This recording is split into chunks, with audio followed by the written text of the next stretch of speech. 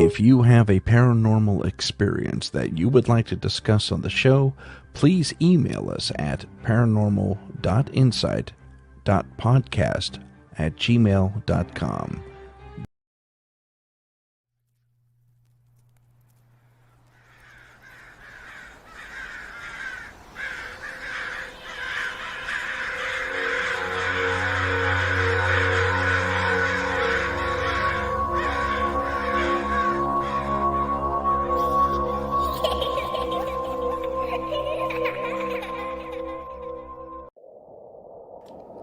Welcome to Paranormal Heart Podcast with host Kat Ward.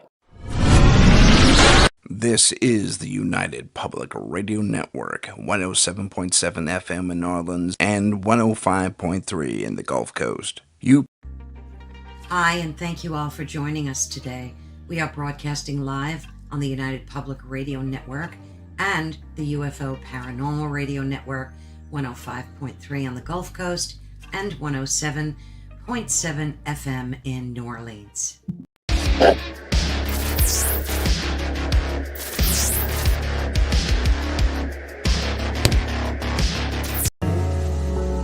Hi, I'm Brittany Ashley, your host of Breaking Norms Building Dreams, your guide through this transformative journey in both business and life. This is your place crafted for dreamers, doers, or anyone who has been told they can't. Get ready as we challenge those narratives together. You're tuning in live to the United Public Radio Network, airing on 105.3 and 107.7 FM in New Orleans. We are streaming on all the popular platforms every Monday at 3 p.m. Eastern Standard Time. Join me for a candid and thought-provoking conversation celebrating your unique journey because you are worth it. She's a hot tamale, that people, one. let's jump into this. The hell with the rest of these promos. Is that a piggy thing to say? Good. It's the year of the pig. Little piggy, little piggy. Year of the snake, really, but hey. The flip side. Anyway, welcome to News on the Flip Side. Welcome to News on the Flip Side, you bunch of freakos. What's going on today? I haven't even had any coffee yet. That's the scary part. You're kidding. No, but I have it right here, and I'm getting ready to start drinking. Funny you should say that. I have a coffee milkshake from the Wayne's Burger a couple of blocks up the street, which we had for dinner. That's not real coffee. You know what I did, man? I stopped drinking soda, like diet soda and all that. I gave it all up. I'm doing just seltzer water with lime and lemon. Just, it's good. It's really good. I like it. Do you ever give seltzer water to your pets? Have you ever done that? Take your seltzer water and a little bit of lemonade, not just not like lemon juice, but actually make actual lemonade. So you take 2 ounces of lemonade, 2 ounces of gin, and then you shake that over ice into a tall glass, and the rest you fill it up with seltzer water. It's called Tom Collins. Really, basically what it is it's lemonade cola with gin. You know what, man? It's my favorite drink of all time. When I was a writer for Good Times Magazine on Long Island, doing all that, I was going to a lot of clubs, right? Like lots and lots and lots. And then club owners are always out offering you, hey, what can I get you a drink and drink?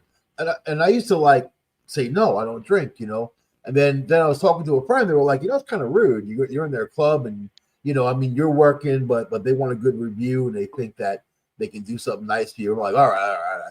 I had to choose a drink to drink. And then I was like, what the hell do I like? I like white wine and I like 7-Ups, like white wine spritzer. Then I had that. And then my other friends, Michael, are you coming out the closet here or something? He says the gayest drink you could possibly order, like in a bar. And all these guys are gonna flock to you. So I changed it to rum and coke, man. Give me a rum and coke. Give me a rum and coke, bitch. A Boilermaker. This one guy showed me you have a Boilermaker, a beer and a shot of whiskey, and they they're big in Pittsburgh. They're real big in Pittsburgh. I started hanging out with bikers. Old bikers know how to drink. They know every drink. They do. They can make every drink. Know how to drink. Yeah, they do. Have you ever heard of a flaming Dr. Pepper? Too. What? Yeah, Have you for flaming Dr. Pepper, flaming Pepper? Flaggett, flaming orange juice. When I was young, it was Sex on the Beach. It It's was the weirdest Alabama thing. Slammer. I've had them. You take it's just a mug of beer, and they don't fill the mug all the way up. They fill it like 3/4. And then I forget what they give you. It's a shot of amaretto or a shot of something or other. I forget which liquor they put in the shot glass. But the bartender takes your beer mug and he above it he holds the shot glass, and just before he drops it into your beer, he lights it on fire, and then he drops it into your beer. Yeah, and it makes a big probably splash. has that. And then you drink it, and it tastes exactly like Dr. Pepper. I tell you what was interesting. That's cool. I watched this guy make it. What was it? I forgot what they call it. Something flags, and it's 7 liqueurs. They spoon each one in, so each one's its own little color going up.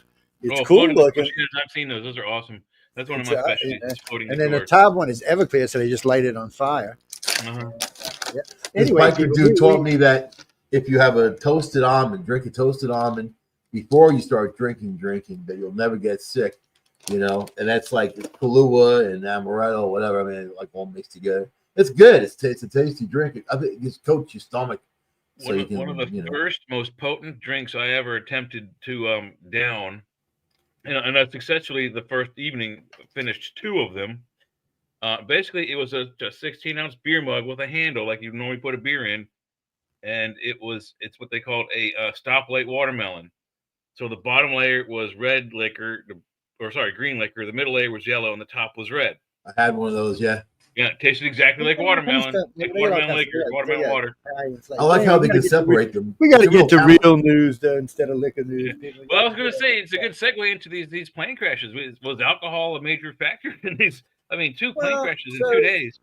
You know, I mean, aviation is one of my specialties. It's one of the things I was. Yeah, I was going to ask you, Joe, because that's your area of study, man. Yeah. So, one of them anyway. So what's your take on the helicopter situation in the airport? So well, let's do that one second, because that's kind of second in the news right now anyway. But that one's more interesting because I was telling Linda something about it when it all happened, which turned out to be what I said in the first place. But on this one, it's quick. I mean, there was only, what did they say, 4 minutes after takeoff? 30 seconds after takeoff. He did. That's what I'm saying. The reports are going back and forth. We're gonna look for some film, because there's some out there. There is some out there. Yeah. There's some pretty good ones. So. The pilot was in training, the helicopter pilot. So this is what's weird. You got one helicopter pilot on there with 1,000 hours, but we're not talking about that. We're talking about the other one. Yeah. On the other one, so this thing took off at Philly Airport, and then basically didn't even level out. It didn't even level out, and it crashed. Now, what's interesting is some of the footage I see looks like maybe it was on fire. Because there seems to be like something stretching out behind it, like a light stretching behind it. That would suggest flames. And then they can't make up their mind who was on there, because the first report I heard was the one Michael and I were talking about. There were 6 people on board, because Linda and I were talking about how rich is this person that's flying around, on a Lear to go get his hospital stuff done.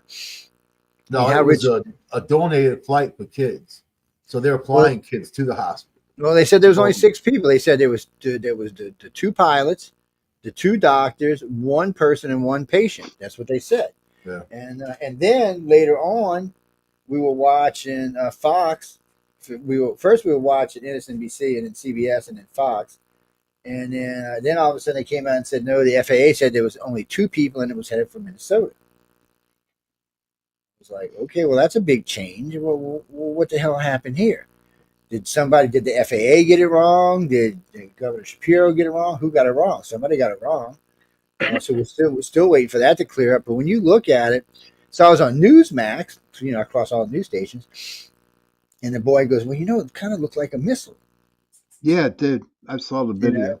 And if it wouldn't have been, and when I saw the video, I kind of thought, wow, it does kind of look like a missile. But by that point, I'd already heard a bunch of people in the streets talking about pieces of plane laying around and stuff that was found. One of the reporters was at the McDonald's when he found the air bottle that says jet, medical jet or whatever it said on it. Yeah, it's an air ambulance company. So Lear Brain. Yeah, it's an expensive airplane. Yeah, no, it's an airplane with a lot of redundancy to it. So I'm kind of wondering. So this plane basically did this. It did a pair. It did a pair. In the video I saw, it was doing like a complete arc right off the runway, just bam, right into the ground. Maybe no way to put the gas cap back on, man. Boom. And what's sucky about this one is this one. So the one in DC, the fuel was just about expended. The one here, it had just been fueled. It was just taken off. It just fueled up, yeah. And so if the wing was on fire, so I'm kind of wondering what happened. One, if two engines would have had to go out for it to have no power because it can fly on one engine. But more so than that, being that it just was coming down like this, and it looked like it was accelerating in speed, because it looked, when I was counting, it had already passed the 32 foot per second. That's what you naturally fall. So that means if it broke that, it had to have assisted speed, which means its engines. I have a fairly decent education in the world of video, particularly news gathering video, and there's not enough for me to see if the plane was rolling, but I get the impression that the plane was in the middle of a roll as it was doing its arc over the airport, meaning it was going from the right way facing to upside down facing. From my experience in BOCES, where I took aviation maintenance in high school, man, we call that a catastrophic failure. And then whatever hell happened, they literally NTSB's got to go in there and repiece every little piece and see what happened from the time they took off. The 45-second flight, something wasn't together. That's for sure. So now let's analyze how it could actually fall and the things that could cause it, because I know all of these. So first off, the angle that it came in at, that's very suspicious. It's pretty steep. So a plane that would have lost power would have just fell out the sky. I mean, literally, it would have just fell out the sky. It would have just went bloop. Wherever it was, when it lost power, it would have just fell out the sky. There would have been no going down on an angle like that. It would have been none of that. It would have just fell right out the freaking sky. That would have been the end of that. It might have went like a rock for a minute and then fell over, but it would have fell out the sky. And the wings probably would have gone and popped off. Yeah, this thing looked like it still had power. I'm not sure if it had the way it looked, because when I kept looking at it and I kept saying, "Was it glowing?" It kept looking like it was glowing behind the wings, like something. It's hard to tell whether it's fire or the skin of the craft shining on, having light shine off of it. And again, like I said, the video isn't really clear enough for me to tell if the plane is rolling. But I get the distinct impression that it was in the middle of a roll as well as catastrophic failure. And it might be. I mean, that's the other thing. We don't. It's hard to actually tell. But this thing, it feels like the one in DC, like it was on purpose. I would think more so if it would have hit the mall, but since it just kind of landed in the street in the neighborhood. I heard before the show came on that Patsy did not have all the right equipment for it. It didn't have all. I mean, it wasn't set up for all the instruments in the Apache. In the Apache? Yeah. No, not the Apache. What was it? Are you talking about the Black Hawk? Yeah. It was like basically a training. It was a training mission that they were doing night ops, so it was instrument flight only, and using night vision goggles. That's true. But they didn't have goggles on it, Jay. I heard that. No, so this is how it actually works. So you can use goggles when you're out in the field on a mission. When you're on approach, you cannot wear those. You don't wear those. Nobody wears those. Even military pilots don't wear those. They just don't. Number one, being the corridor where they were, it's a very narrow area they can fly in. There's no room for mistakes up in there. They wouldn't have been wearing them. They were on their way home. They wasn't on their way out. Especially right there by the airport, they would have had them probably propped up on their head while they were flying through. Everybody keeps asking about the third pilot. It doesn't matter. It's a homebound flight now. Daddy's flying.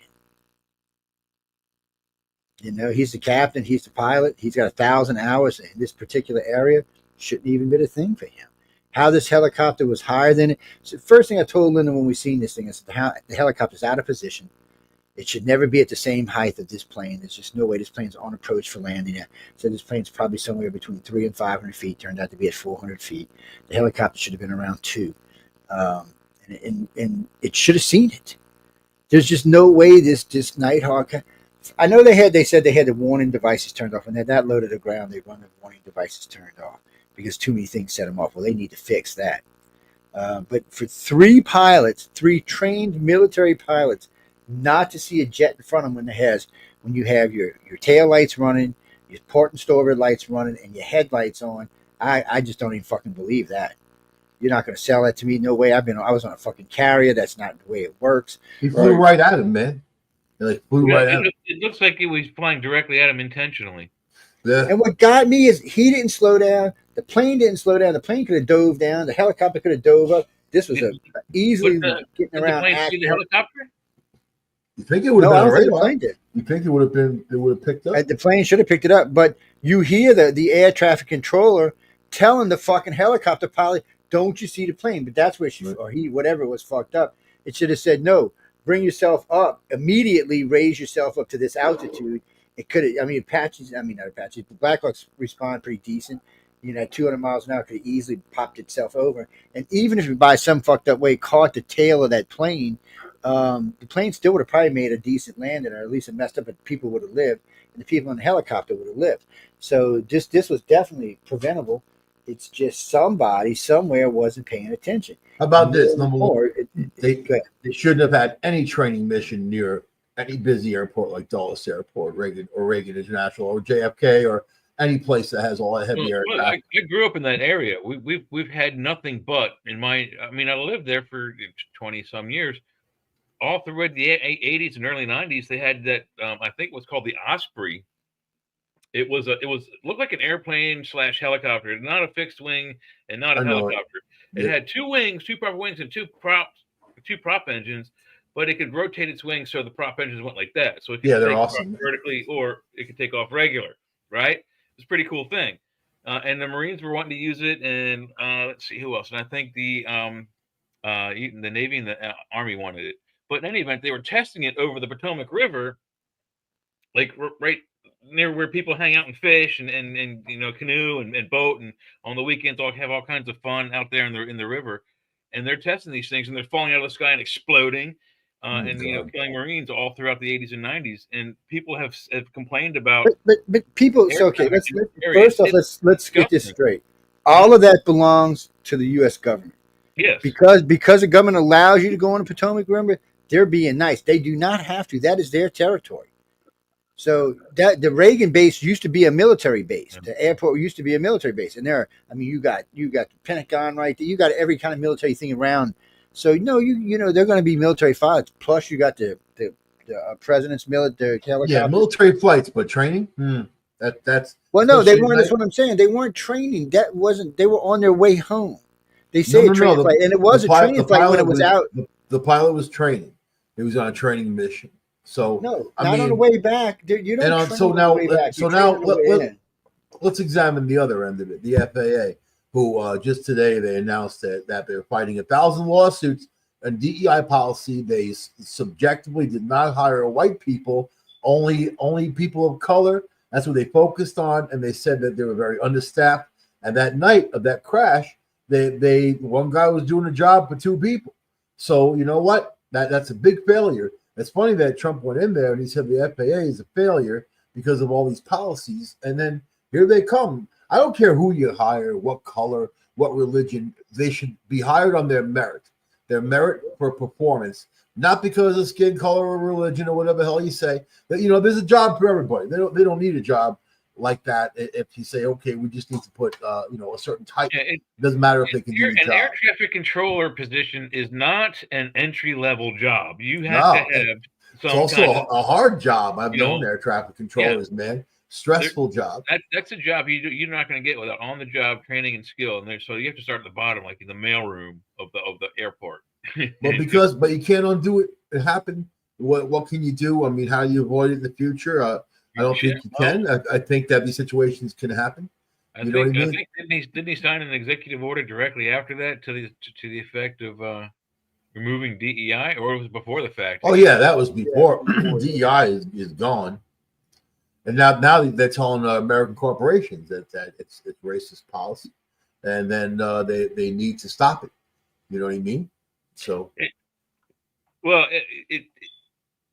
I can see where they in an entry level position that's okay. A position where people you bring in, if let's say you want to get a quota of diversity, an entry level position is something that I would consider those people are trained to do the job they're brought into. Yep. But an affirmative action. Bring someone in, so right? Sit here and do this. You train them for years before you put them, in control of tens of thousands of people's lives. I mean, those guys are there for 5, 6, 7, 8 hours a day, right? And they're monitoring however many planes an hour, thousands of people's lives a day. You want to be able to push people forward. Affirmative action was supposed to do that, and it failed miserably. You know what I mean? Both ideas are horrible, miserable failures. You don't put my black friends like to earn things, and they work hard. I can point to several people who are they're hard workers, great fathers, great family people, and whatever. You don't see them in the news because the news focuses on a different thing. But you want to be able to achieve things on your own, not from a handout. You know what I mean, and not because of your. There are certain jobs out there, certain skill levels that you can't DEI. You can't DEI a guy who builds a building. Because there's certain codes you got to match to make. Otherwise, you can't DEI because it's just you can't DEI a police officer. You have to be skilled. Otherwise, you're going to get killed trying to be a policeman. Yeah, but DEI is just a form of discrimination. You can't do it at all. I mean, that's all it is a form. Somebody's going to be discriminated against when it comes to DEI. And then that doesn't really represent that. Somebody said, well, it helps better represent the American public. Well, not really. Because probably 67%. 68% white, so that's not even close to true. So right now, it needs to be merit based. It really shouldn't matter what color you are. It should really just matter, can you do the job or not? Air traffic controllers. We can't keep doing this, because if we get into a war and we got a bunch of DEI people who doesn't know what they're doing, it's just going to get us killed, or worse, other things can happen. We just need to put. I mean, I looked at some of Obama. They talk about Trump's people not going to be able to do the job. I went back and looked at some of Obama's nominees. No way.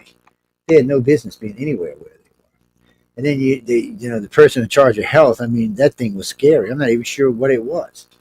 I couldn't tell if it was a guy or a girl. Sometimes I thought it was Shawn. I was like, I'm going to tell you a horrible story, man. Not you, Shawn, the other Shawn. I'm going to tell you, this is not the Zen master talking. I'm going to tell you a horrible story. Middle of the night, right? I woke up, and then it's 4:00 in the morning. I put the TV on. I couldn't sleep. And then there's this really like a horribly ugly woman on there who's like the health person for Pennsylvania. And I said to myself, I'm like, could they find somebody uglier to put in that job? I'm like, man, that woman's ugly. And I felt bad saying it because I was like, I'm like, what is that? I'm like, what is that? And it turns out it's a dude. It's a dude. Yeah. Oh, yeah. Oh, yeah. We knew that. I'm like, of course it is. But you see, that's the thing, and we shouldn't even be having to guess what we're looking at. But anyway, getting back to the airplane. So there's a lot more to this than people realize. Right off the bat, when I had seen it, I already knew it had been hit from the side. So what if the plane? I mean, so what if the plane that you were talking about, the air ambulance? I agree that it kind of looked like it was on fire. What if it kind of looked like it was on fire? Wait, you know what? We need to go find some tape, but it kind of looked like. I'm not lying. Well, I've seen it from 5 different angles, and the first couple of angles, it's streak, and that's the other thing. It's streaking so fast. It's moving way faster than 32 feet per second. It is hauling ass, which means it's under. It's still under power. Its gravity is 32 per second. 32 feet per second is what you fall. Well, they're trying to get and you achieve that. You achieve that in under 1 minute. Yeah. So this plane was just traveling faster than that. So the only way it could have been doing faster than that is if it was on the engine. It had to have propulsion. What if one of the engines sucked up a drone? Could The have been, engine still would have worked. You can fly them on one engine. Bird strikes are very common. Not if you didn't know what you're doing. The weather was terrible. Inexperienced. The weather was terrible. Strong or else winds. the pilot on rain. that ambulance plane, something happened to him, and he just pulled it. I think it was CBS or CNN. Wasn't it freezing rain there at the time? There were like 5 or 6 drones flying over the crash site. Wasn't it freezing rain? It was freezing rain here. No, it wasn't freezing rain there. It was actually kind of humid and moist, actually. Even at altitude, yeah. In Philadelphia. Yeah, even at full out, even at the mile when it was up in there, it was still degrees here today, Michael. It never got above, the plane never got anything above freezing, so it never got high enough to get anything above freezing. It looks like if the guy didn't commit suicide, then the only other thing I can think happened was it lost complete aileron and flaps control, not rudder control, just ailerons and flaps. It couldn't bring itself back up. The flaps collapsed, and they collapse when the flaps collapse. They always fall downward. When they do, it pushes the plane down because the air rushes over the top, and poof, there you go. A lot of aviation hell last few. Or they hold up. Probably. It's it was very fast, which makes me even wonder even more. And this particular plane they're talking about, the L-55, actually has a lot of redundant systems. This should have never happened on this plane. Stuff happens. Who knows? Who knows? They'll find out. It's never happened in any other ones. Think about the last Lear that something went catastrophic on and killed everybody inside of it. The damn thing flew all the way up north till it ran out of fuel. They don't usually fall out the sky. Lears aren't really known for falling out the sky. It's just not something they do. They're a well-built plane. They're expensive for the jet too. Yeah. Not the L-55 wasn't that old of a plane. What year was it? Didn't have to look and see, but I don't think that model's even that old. I don't think the model's more than 20 or 30 years old. It's that's old. No, for a plane, that's a baby. 20 or 30 years? Shit, yeah. We got DC-9, DC-10s flying, but at least that was 40 years old. Man. Look, when you see like American Airlines, when you see an American Airlines plane, you're not flying anything less than 20 years old. And most of the air firefighting devices fighting the fires in California are DC 8, 9s, and 10s. Yeah, which are like 50 years old, 40. Yes. Years old. And by the way, planes are not like my cars. first experience in an airplane was when I was a baby. I don't remember it. My mom tells me about it, but I was taken up in my grandfather's Lear jet back in 1967 or so. I don't remember, and I was only. Lears are nice. I've been up in a couple of them. They're nice. So if you got to fly, that's what you want to do. You're all comfortable in there. There's usually some hotsy-totsy taking care of you. Hey, Cindy Mitz, good to see you, hon. Well, thank you for coming in. So getting back to the DC crash. So there's a couple of weird things with this. I mean, you see the plane. If you watch it, you could actually see what happened when the helicopter hit it. That's how I knew where it hit it. Because it's like, how do you know where it hit? I said, no, it hit somewhere right in front of the wing. I could tell because of the light, but the plane also rolled to the left twice. It flipped over and rolled, and it flipped over and rolled, and it fell into the water, which means it had to have been hit from the side to make it flip and roll that way. If not, if it was hit from the back, it would have lurched it forward, and some of the people might have survived because it went nose down into the water. It might have survived. But this way, what really happened was it hit its side, breaking that part of the plane off, probably took the cockpit off, and then the frickin' rotors went through the plane, probably in 3 or 4 places, chopping that plane into pieces along with the people and tossing some of them out into the water.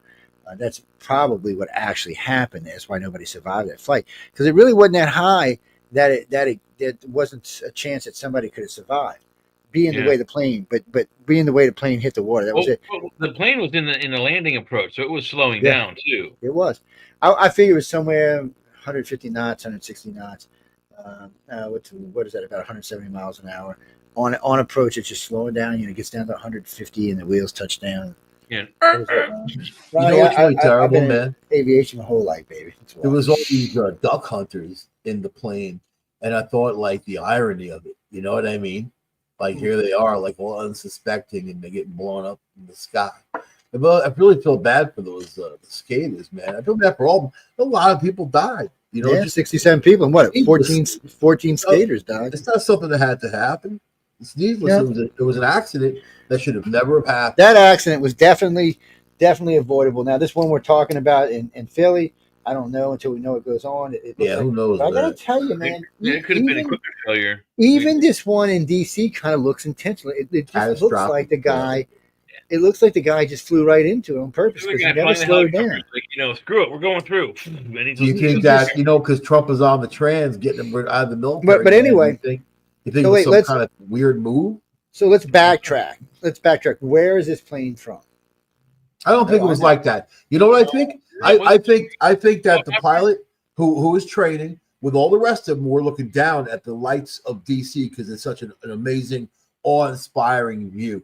You know what I mean? And I don't think they were looking at the sky. I think they were looking at the ground. They had to be because the pilot, the guy from the traffic controller was screaming at him, "Don't you see the plane?"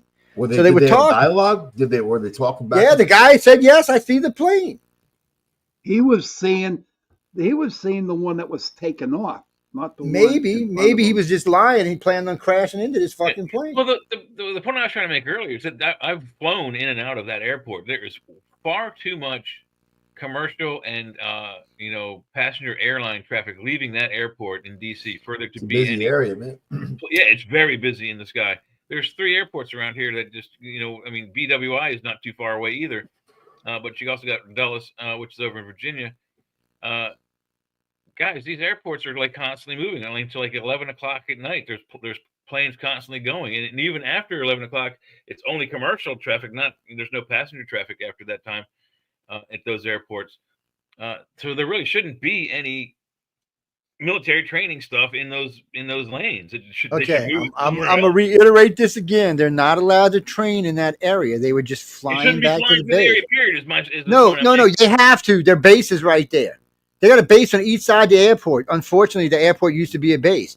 They're not going to do away with the bases because they will do away with Reagan before the airport before they do away with the bases. Let's be honest about these. These are crucial bases in Washington, D.C. They protect D.C. They're not going to do away with them. The only mistake that was made here was they do this in every city in the United States. There are always helicopters flying in and out of airports. The problem is helicopters are designated to 200 feet. That's where they fly when they're on approach. This plane should have either been above that or below that, or the helicopter should have been waiting in station keeping till the plane went by. That's all that went on here. There was nothing unless it was nefarious and the guy did it on purpose. Because he did it on purpose. He did. It does look like he did. But there was 2 other people in there that would have stopped him, right? Maybe if they realized the guy might have just pushed the thing forward, and by the time they realized, they hit it. I think it was just dumbfumbery, man. They're messing up. Looking at something else, they weren't paying attention. And that's the other thing. The other 2 guys, somebody would have seen it. I mean, there's no way. First off, jets are loud. It's not like the damn thing's even quiet. You're within 150 feet of it. That thing's like, not only that, it's probably shaking a damn helicopter. It just doesn't add up.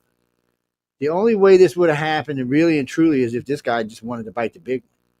I can't even find any other way to do it unless the air traffic controller gave them the wrong place.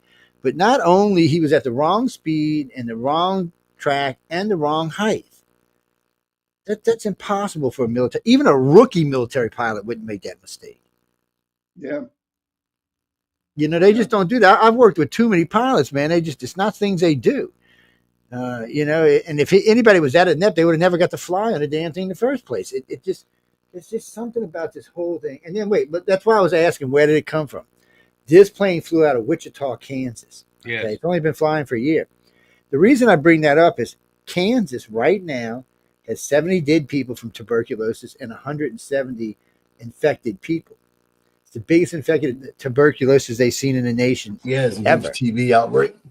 So what happens if these people in this plane somebody in this plane was infected everybody else? And so these people were going to Virginia, to Maryland, to DC, to Florida, to New York, to Louisiana, to Mississippi. This is all places these people were going.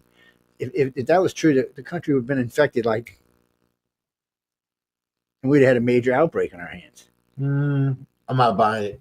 They would have just quarantined the plane. They wouldn't have blown it up, But I think it was just dumbfumbery on the pilot of the plane. Look, we learned from COVID. We learned that it don't work. Quarantines don't work. That's what the pilot in the plane was SOP, but the helicopter pilot was not. They even zigzagged. I saw the flight plan. They were zigzagging around. So I think they were just hot dogging it, screwing around, looking at other things, not paying attention. And planes are actually that easy to see in the sky at night. You know, they only got the aircraft landing lights. I mean, there's some beacons. If you're not really looking, especially in an area where there's a lot of lights, and then if you're like the same height as them, it's not like it stands out. So who knows, man? We'll find out, though. They'll do a thorough. That plane had its headlights on. You're not missing a jet with its headlights on, not unless you're fucking flying. You know what? I used to hang especially out if you're flying at the side. So he was in front of the wing. It depends on the plane, really. You know, but he's if you're in front of the wing, you're seeing them headlights. Yeah, I seen. We used to watch them land. I've seen lots of jet headlights, my friend, and you can see them from the side of a plane. Smaller planes are harder to see. Not only can you see them from the side of a plane, but especially where they were, initially were, when they were out about a half a mile, they could have easily seen them. You can easily seen them. Maybe they could have easily seen it. Somebody here was not paying attention. Either the controller gave him bad advice, or somebody just wanted to bite the big one. Maybe it just doesn't, you know. And it's not even that. Even at 1 second, at 1 second till when the nose is about to impact the plane, he still could have pulled the panel back and raised up and pulled all the way back and let that plane go by, and held himself up on an angle and let it go by and let the wing go underneath him. He did. And that's something they teach you in the Navy and in the Army and in the Marines, because when you're flying in formation and a jet comes in between you, you need to know how to maneuver it. So it's a maneuver that pilot knew how to do. 1,000 hours, he definitely knew how to do that. And he didn't. Yeah. He just said, fuck you, and ran inside the damn thing. Yeah, it 100% looks deliberate. And last they were all up dead chiefing or something. I can't rule that out. I got high on the C-30s. I'm not saying it doesn't happen. You know, it's just, it sucks. It's 67 deaths for no reason. Somebody fucked up. It's a lot of little kids and skaters, families. I mean, it's horrifying. This thing in Philly is different. You know, whatever this thing in Philly was either somebody said I've had enough out of life and just crashed it, or something catastrophically failed with the plane. Which is, I mean, could be anything. There's several things that could make a plane fall out the sky. And just taking off. If something's going to happen, that's when it happens usually. So most accidents happen landing and taking off, as you see. Remember this: it was an air ambulance, so there are things on board that they don't normally have on a plane. So maybe there was an O2 bottle, oxygen tanks, man. Yeah, and then there was maybe electrical something, and boom, you know, if something bad like that, they weren't high enough that if they lost oxygen, it would have mattered. If the oxygen bottles exploded, you know, they always say don't have a flame around an oxygen tent or near oxygen, you know, operating oxygen bottles. If they had those kind of things on board and they exploded in the cabin, it could very easily send shrapnel all throughout the cabin, killing everybody or injuring people to the point they can no longer operate an airplane. See if we can find some footage of this. I mean, it looks so much like a missile when it's coming down. When I heard the guy on Newsmax, it's like a missile. I said, who the fuck shot a missile at us? And then I seen it. I was like, damn, it does. Especially because you see what looks to be like a flame, like what you would have saw out of the back of a missile would have been a flame.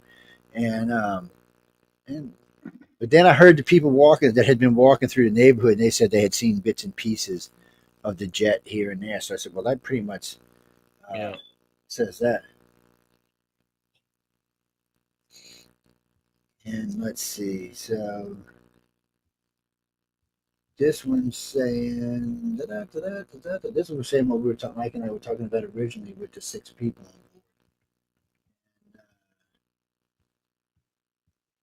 Saying there does seem to be some confusion between the FAA and the governor. Somebody needs to figure it out.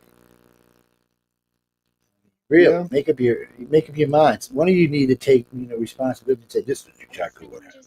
$83 a month on a brand new. This is. You can not only heat your home in the winter, but also cool your home. So y'all do know we put tariffs on Canada and Mexico. Mexico. Really? Yeah. Nice. Yeah. And 10% on China. Starting March 1st. Yeah. No, February 1st, Mike. Yeah, for the Mexico and Canada, it's February 1st. I think for the China. Mexico and Canada, they said was March 1st. Well, that's not what they said when I heard it. Go ahead and look it up. Go ahead and look it up. Go ahead. Go ahead. Call me a liar, you fuckers.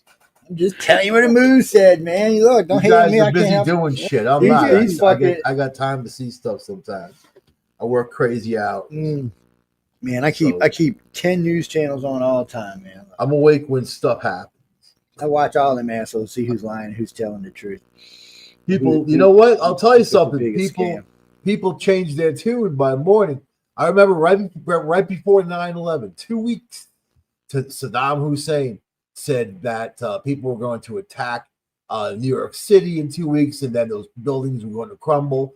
He didn't say he was going to do it. He was like fucking warning us, and then that story disappeared completely, like was gone, man. You know what I mean? They hate us.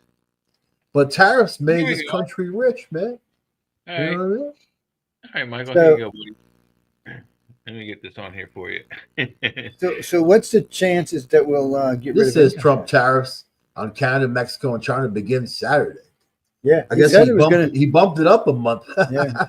He's he on said- fire, this dude. Here we He's go. on fire. He can't help himself. This is the New York Times. All right, Trump will hit Mexico, Canada, and with tariffs. And it doesn't. I don't know if it said when, but Trump will Saturday. put 25% Yeah, tariff it's on Saturday. February He's- first. Mexico and Canada, along with a 10% tariff on Chinese products. He is out. He's on a warpath. Do you know that he made all these government websites go dark? Like today at 5 o'clock, they're revamping everything. Like people are like, what? He turned off a lot of stuff. I mean, This at first started everybody was on panicking. They 18th didn't think they were going to February, get he their says. they didn't think they were going to get their Social Security and food stamps. Everybody was freaking out. Trump said, Oh "I yeah, didn't turn people are that off." freaking out. But Trump said, "I didn't turn that off. You ain't got to worry about that." He said, "I turned off the stuff we don't know where the money's He going." That's can't. what I turned off. He can't mess with Social Security or Medicaid or SNAP, but he can mess with other stuff. Yeah. You know what I mean? Well, no, he can pause anything he wants. Anything. There's- Doesn't matter what it is. He can put it on pause. He can't get rid of it or change it, but he well, can those programs pause it. are already paid for, so I mean, he can't really do much. But I mean, for a certain time anyway. But But he didn't want to pause it. Like he said, the I only don't thing think he was that he'd pausing. be very happy if. No, but he said the only thing he was pausing was the things he didn't know where the money was going. He didn't He's know saying no tax on overtime, no tax on tips. He's making friends with people. He's putting money back into people's pockets. Yeah, He- well, and you that's, know, they're not, that's these a aren't good rich thing. people. You Shit, know he what wants I to mean? get rid of income tax. That's going to be a Yeah, fight. with And tariffs. you know what? But With you see, he was tariffs. smart. Yeah, you know he was smart though. So he said he's going to get rid of income tax. And I don't think he wants to get rid of the income tax. He wants to get rid of what the current IRS income tax Nope, system. nope. Trump said income No, tax. I watched income him tax. say He it. wants to get rid of it because it's illegal tax. He said I it watched just him like say we've it. all He said. He said he was like, "How about we get rid of income tax?" And because then it was he's only following through. because it's only supposed to be a temporary tax. Yeah. Right. You know, For the World War Americans II. today don't know that, but it was only supposed to be a temporary tax. For World To War pay II. for the war, pay for the war, pay for the rebuilding, and then back to the normal system of operation. But the government got so greedy with all that extra money, they were like, "Oh, look at all this extra money we got! Yeah, let's just spend away." And then we got into this vicious cycle we're in today. But he wants to do away with it, and he's like, "No, this needs to go. We don't need this. He We also can run our proposed country a without." 8% consumption tax. He People are gonna love him forever if he does that. he might be able to get it passed, but it won't happen. It'll strengthen the economy because people will have For a more while. money to spend, and when they spend more money, that puts more money in other people's pockets, which strengthens the economy. Does that Well, make that's what- sense? Well, that's what the guy was saying. He said if you get rid of income tax and some of the other taxes, he said the thing about it is it's not going to hurt your country because people are going to go out and spend way more money. He said because they're going to have way more money to spend, so they're not. America's not really losing Tax, it. sales tax, most states go, it's at least 6% that they give that whatever you buy in the state, it's usually 6%. And see, Mississippi is getting rid of its income tax. That and 2% of that goes to the state. And I bet people didn't know that either. Crooked letter I. Pump back. It looks like Louisiana is going to get rid of it. See, Florida and Texas don't have state tax. Mississippi and Louisiana is getting rid of state income tax. The South's getting rid of income tax for the states. So if the country does it and the state does it, man, you're sitting pretty. I mean, you know how much more money you're going to have? Like 40% more money. You won't even mind if milk costs $5 a gallon. You'd be like, who cares, man? I got way more money. Trump is on fire, and he's been thinking about this for 4 years, man. He's been sitting there thinking Think about stuff. And now he's doing it. He hit the ground running. He's done more than any Democrat's done. I mean, think about it. In a few days. So I don't even like the dude, but I'm impressed by the maneuvers. Well, anytime you've got Democrats coming out and saying, especially donors coming out and saying he's done more in 5 days than Biden did in 4 years, as a Democrat, you got real problems. Sending flights of illegal aliens to Colombia. Then the Colombia turns the flights away. Trump says, "Oh yeah, we're gonna have a trade war with you." The president of Colombia said, "I will send my personal plane to take these people back." That is balls, and that's just a dude buckling. That would have never happened with a Biden. That would have never happened with a Hillary Clinton. Even none of these people. Obama, could you imagine? You know what? Because they understand that they understand that Trump's the man in charge. That's it. And he's not going to sit there and say, "Okay, you can do whatever you want to do to us. You can hurt us how you want." Trump wants the Panama Canal back. We were just talking about that. How Chinese troops are already there. That China's running the Panama Canal right now. Trump is taking it back. He said by force if necessary. And then Canada, Greenland. He's got his sights on that, and I support all of that. All of it. I love it. I love it to death. I want more. Well, he's not. I love you, Mike. He doesn't even need a war to take the Panama Canal back. It's in the treaty we have with them. If we don't like what they're doing, or we feel like they're putting it in jeopardy, we built it. Thousands of our people died building it. So all this is over, right? China's building a bridge down there, I think, over the Panama Canal. So they're saying, America's saying that it's trying to get undue influence on Panama people by doing this and giving them cheap loan rates and trying to get them under their thumb.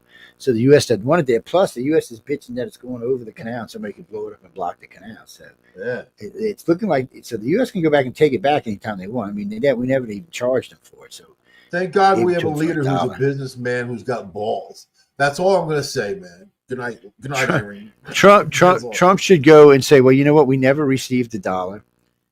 At a 5,000 rate interest over the last 40 years, you now owe us about $1 trillion. So give up the gate, or give up the canal, or we're going to invade. Trump is thinking about stuff that nobody was thinking. I think about. We should do that with a lot of our fans. You know what I mean? We're still owed millions of dollars of back pay from all the countries of Europe and all the countries that were involved in World War II that we gave any kind of money to, including Japan. And I want my money. Including China and Japan. We gave Where's my money, China and help Japan? Countries rebuild after World War II. I should send them a bill. None of them paid it back. None of them, including our friends. I'm going to send them all a bill. Europe. They owe me. I'm going to give my percentage. You want to know something crazy about the Panama Canal? I went through it twice. Did you? Yeah. And I'll tell you what, they put buckets out on the deck because you couldn't go to the bathroom when going up to Panama. Because on the ships, they have CHT systems. Yep. And you had to pee in a bucket. Or flush it into the canal. Could not do that, man. And it's so pretty, too. The Panama Canal. That's why they got a poop deck on a boat. Don't you know that? It's called the poop deck. Hey, Robbie, good to see you, buddy. But you know what's crazy if you go through the Suez? Have you gone through the Suez, Joe? Yes, on my very first tour. I tell you, the whole time I was thinking, this could really be a nightmare, man.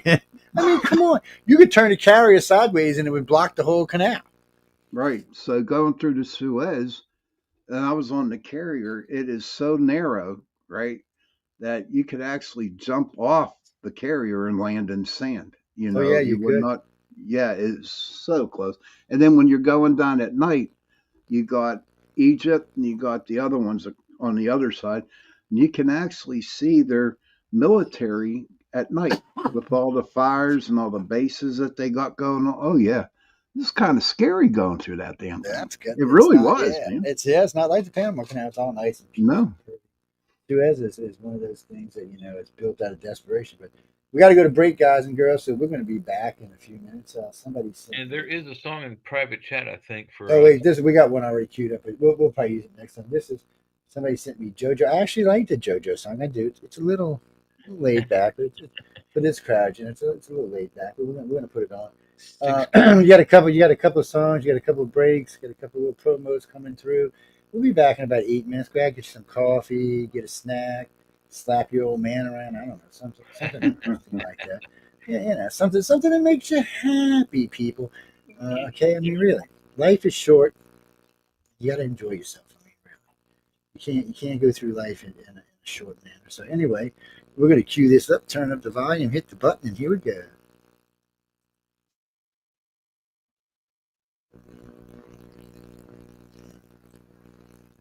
Okay, that doesn't sound right. What's going on? Yeah, what did you do? I don't know, but that doesn't look like the song I was looking for. So let's try this again, ladies and gentlemen. Sorry at a Trump rally. Exactly sure what that was about. No, it was oops, I don't even know what I was doing there. Let's see, there it is. Let's try that again. There she is. Look at her cute face. I think I can't even see y'all now. Okay, there we go. There she is. Look at that cute face. Anyway, ladies and gentlemen, we'll be back in a few minutes. This is JoJo. The song is called Fab. After you listen to it a few minutes, you'll understand why. On that note, we'll see y'all in a little while. No dope smoking allowed. Nice. Your recipe's boring. Need a little more spice in my cooking. Honey, you don't want my problems. If you had them, you would sink to the bottom. You should bring a light jacket. Cause people like you can't handle this now. Where were you when I needed you? Tell me, where were you when I needed you? They got bitches. When they smile in your face, but behind you it ain't well wishes. When they eating all the food off your plate and they don't do dishes. When they words and their actions blur and you bitches should do dishes. No time for these fake ass bitches. You can go jump on a bandwagon. You, your money, and your lame ass friends. Go ahead and jump on a bandwagon with you fake ass visions. I've been down in the trenches. You should know it, but you don't pay attention. This, by the way, is dedicated to Joe Biden. Screamed out loud in your face now. You got away with it. I believed you for a hot minute. Good as a friend in the moment, but you had to go ghost, leave me lonely. Where were you when I needed you? Tell me, where were you when I needed you? Fake ass bitches. When they smile in your face, but behind you it ain't well wishes. When they eating all the food off your plate and they don't do dishes. When their words and their actions blur and they don't know different. No time for these fake ass bitches. You can go jump on a bandwagon. You, your money, and your lame ass friends. Go ahead and jump on a bandwagon with you fake ass bitches. You not my BFF, you not my bestie. You a fake ass bitch, just like the rest. See, I was all the way down. You tellin', Miss Obama, you tellin'. Come back, cause I'm all the way on. I got both middle fingers all the way up. And for fraud broads, I don't give two fucks. If I say something, my moves are back. And you be running your mouth and it'll match your actions. And I ain't throwing shade, I'm just saying, act like it's a buffet and eat off your own plate. Cause it's not a compliment when I say you fab. You just a F-A-B with your fake ass bitch. Woo-hoo.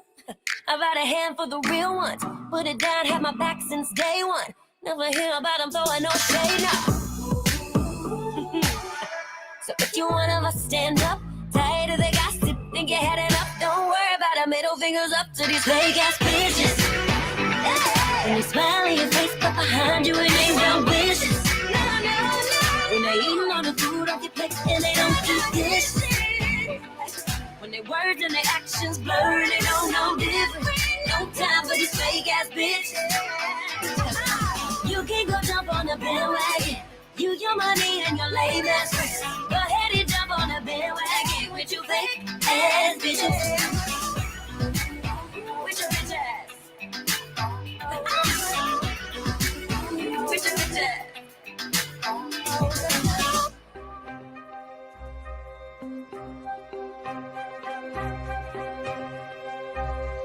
When they are consuming your minds and your thoughts and your dreams, from the angels to the demons and to the mysteries unseen, There is no need to worry. There is no need for dread. It's just time to discuss the thing at the foot of the bed.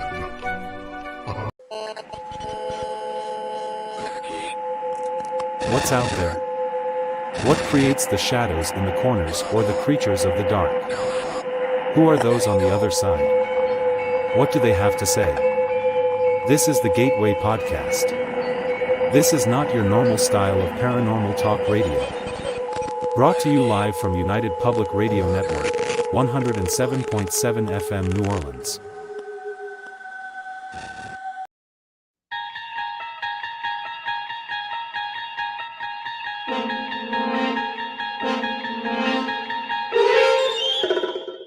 You're listening to UFO Undercover with your host, Joe Montaldo, right here on the Paranormal Radio Network.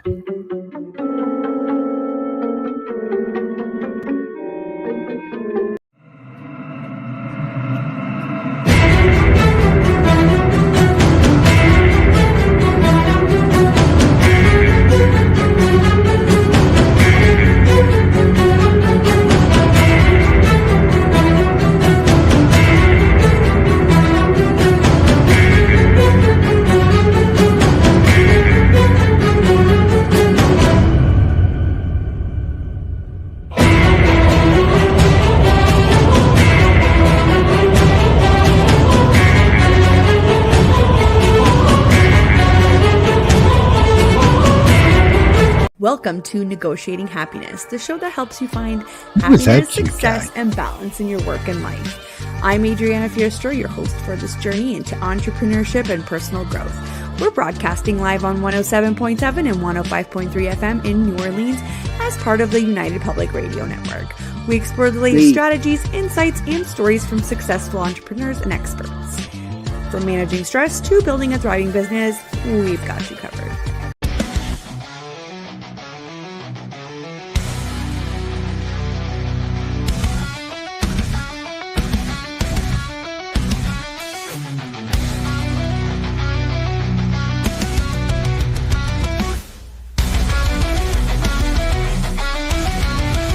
We need to send Laura Lee an invite to join us.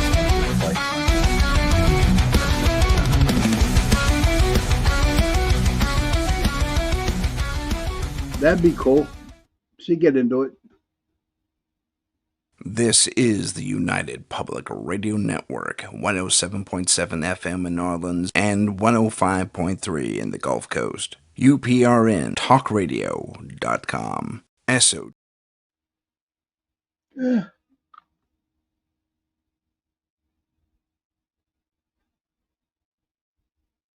The hell's that, Joe? Let's turn on this so we can actually talk. Yeah, and let's get rid of this. Welcome back, everybody. I hope y'all enjoyed it. You know, JoJo's fun to listen to. She's a little on the strange side, but you know, it does remind me a lot of the buying those fake ass bitches. So that was kind of nice.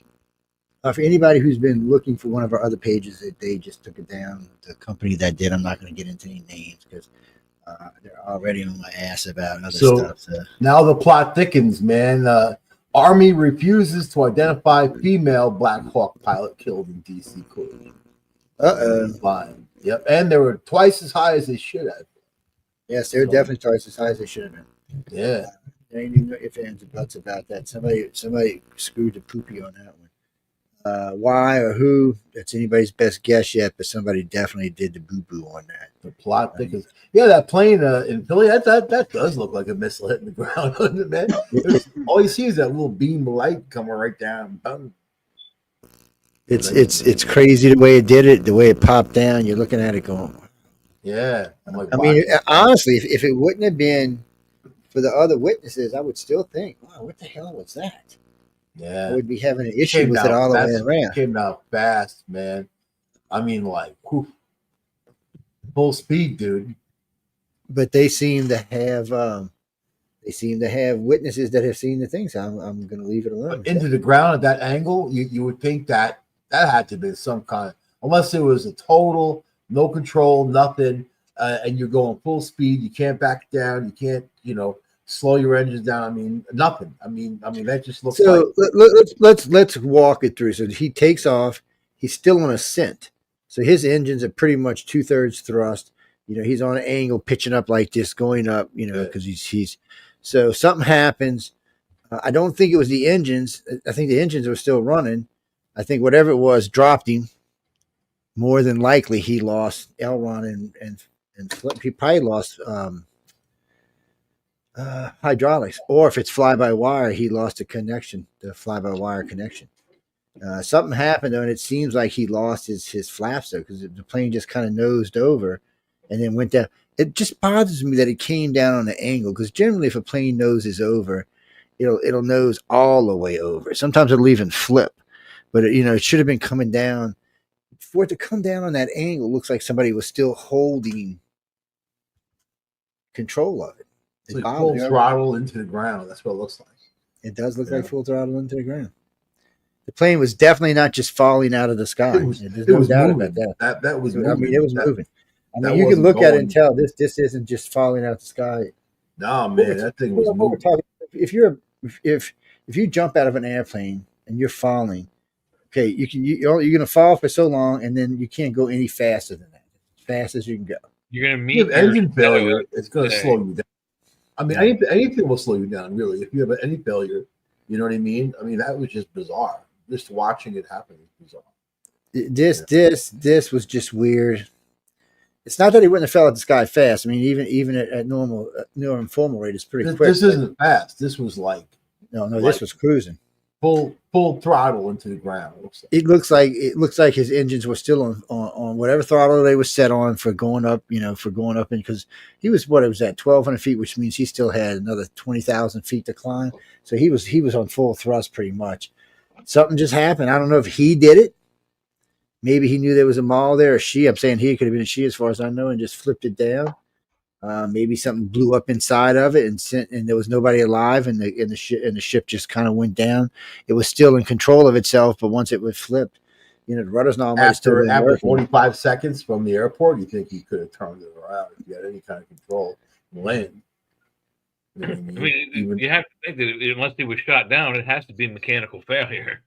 It's got to be a major mechanical failure too. Yeah, so. I mean, what else? Because it didn't break up till it hit the ground. So that's another thing. Let's look at this.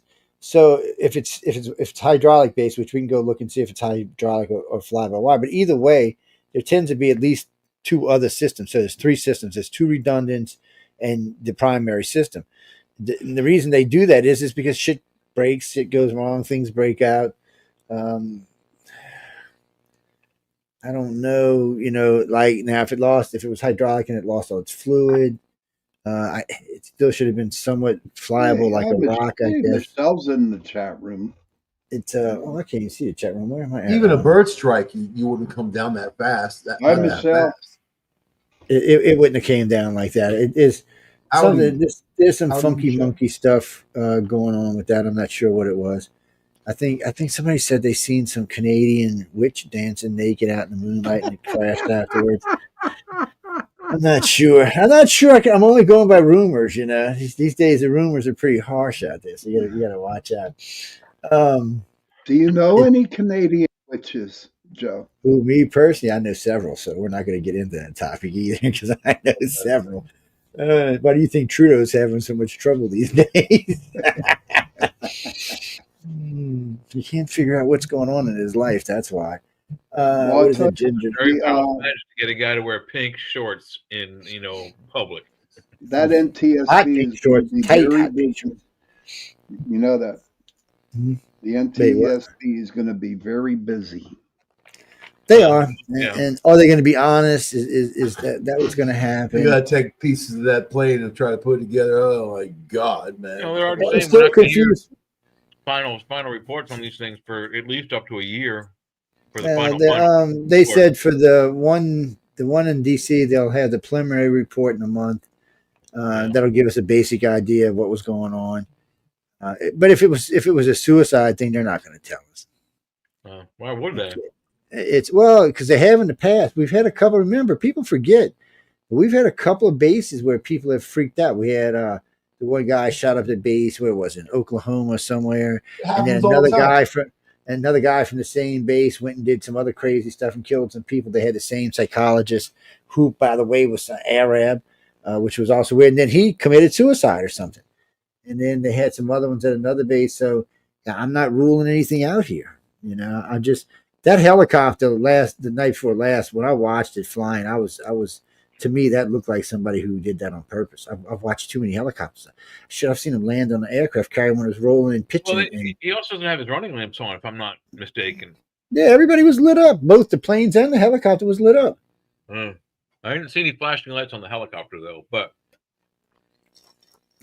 oh yeah, when you see up to the plane, you see them on the side. Helicopter didn't have all its stuff that it needs to fly at night.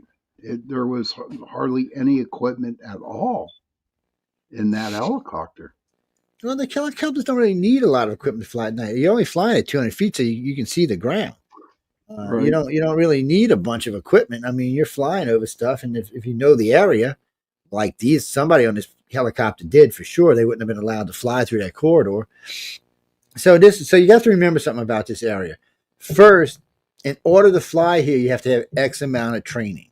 Not any pilot can just fly the corridor. Not a commercial jet or a military pilot can fly through there without special training, because it's like a cone shaped thing. If you stray in either direction, you can be shot down or put in prison. I was going to point out the fact that Reagan National Airport, is sitting in it's on a peninsula in the middle of the Potomac River, and I've heard some captains on news broadcasts, when things like this happen, they interview people at the airport and captains and pilots and whatnot, and some pilots say that it's like landing on an aircraft carrier, except it's not an aircraft carrier. Yeah, except it's not rolling around underneath your feet. Yeah, it's not rolling around, but it's essentially the same idea. So they're basically landing on an aircraft carrier in between two bodies over the same river.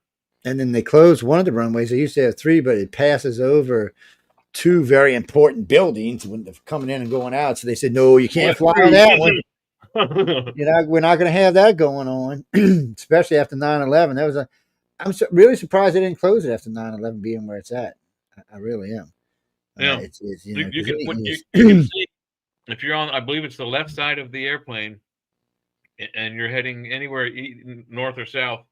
When you take off, you can see the Pentagon out of the left side of the airplane. Yeah, well, you could see the Capitol building from when they were standing on top of the plane in the river. I think that'd be from the right side of the plane. They were, so I mean, it's one of those things that you got to wonder you can see about. The Washington Monument, you can see the White House. And if that helicopter would have been at 200 feet, it wouldn't even been a problem. Yeah, well, the plane would have flown right over it, and the helicopter would have flown kept on going, and it would have been fine. But it also bothers me that the plane didn't react to it, because the passengers had to have been flipping out, looking out the window as the helicopter come flying up on the side of them. I mean, come on. They had the windows open because they were watching the landing. They're in D.C. Or they're over the Potomac River. Either way, they're watching what's going on. So somebody's seen it, and I'm sure somebody was screaming. Oh yeah. But it is funny. They told them to turn their stuff off, because if the plane would have had its early warning device on, it would have never happened. It would either pitched up or pitched down, pitched out. Planes have a lot of horsepower. They can kick in them jet engines, because it was already just putting along. It could have just kicked it in and made it come back around, which happened just a week ago. They had to do that with another flight. Personally, what I don't understand is just put the helicopters on the other side of the river. They're never ever in the flight path. Yeah. Well, I guess not. I guess if they're flying too high, they would be in a flight path. But it's going to come down to was it the pilot's fault, or was it the person running the air controller's fault? I think if they determined that it was a deliberate act, I mean, they have to call it a terroristic act if that's true. Whether it's one of our pilots, they're not going to tell us.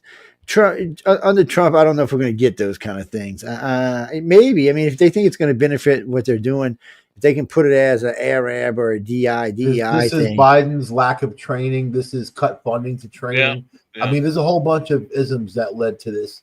Not having enough air traffic controllers, not having air traffic controllers who know how to do their job. Having helicopter pilots who shouldn't be flying that helicopter. I mean, if it was that pilot and she was a trainee, she should have never been flying in that area. Never. Whatever the hell led to it. She's a rookie. She shouldn't have been there. Plus, obviously, she didn't know what she was doing.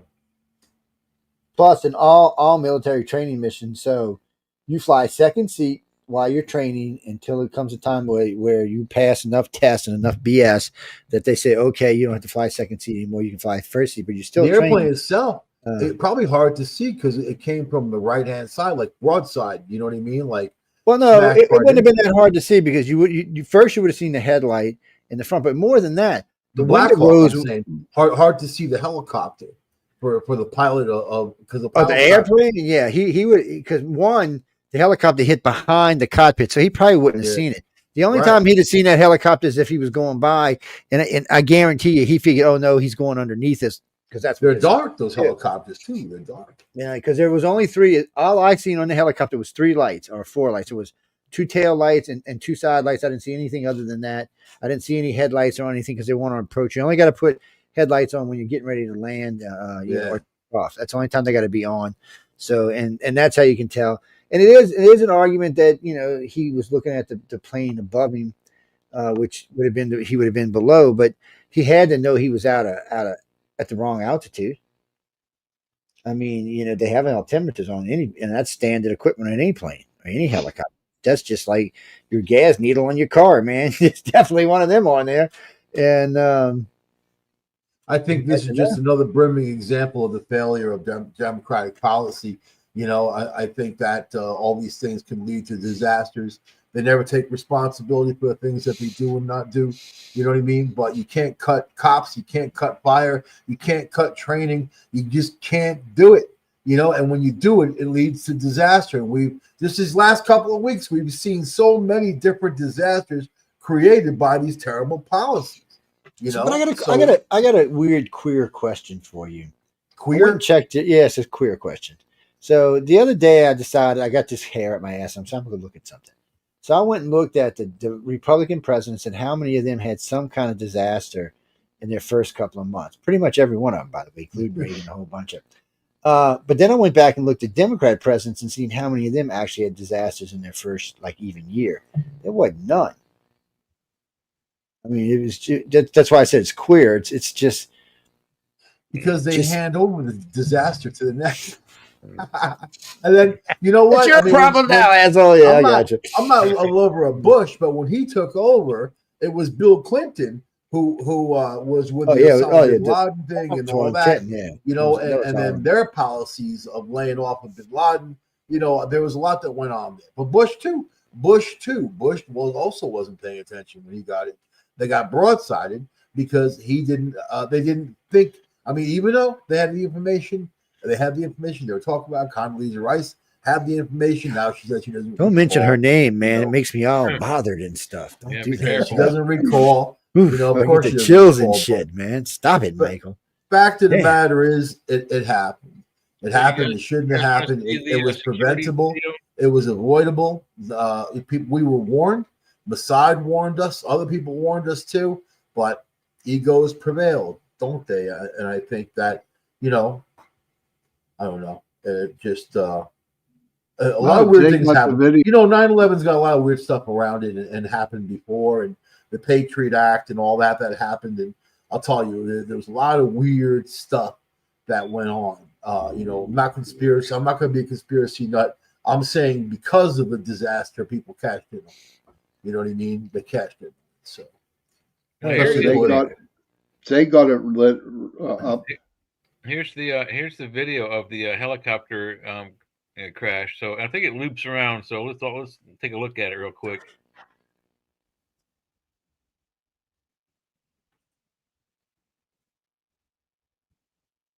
Wow! Oh my God! A clear sky too. You know what I mean? Hold on, gentlemen. Oh wait, it's another one. Okay, hold on. I mean, a clear sky. Helicopter was lit up pretty good too. Yeah. Crazy. Visibility looks like they have visibility for miles. Why did the helicopter look like a UFO in this thing? I mean, look at it. It's like, I mean, not the plane. Why does it look like a UFO? Looks like a dune ornithopter. Yeah. Wow. Incredible. Pretty hard too. Right? No bad weather, nothing like that. Roll it again because I want you to stop it somewhere. Let me get it back up again. Hang on. Send it. Roll it again. And then we still got to find the Philly one. Was that just, if you've got it, send it to me. Send it to my messenger or something. Yeah. Yeah, there's all that shit too. I keep all that stuff. All right, so here we go. Boink. Jay's been being bad lately.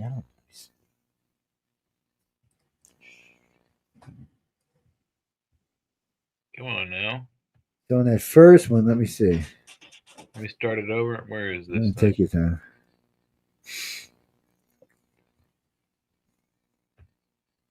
Huh. Oh, I see. That was a pretty good one. That's better than some of the other ones I've seen. That's a pretty good video. He did. It just looks totally unavoidable. Avoidable. Like totally avoidable.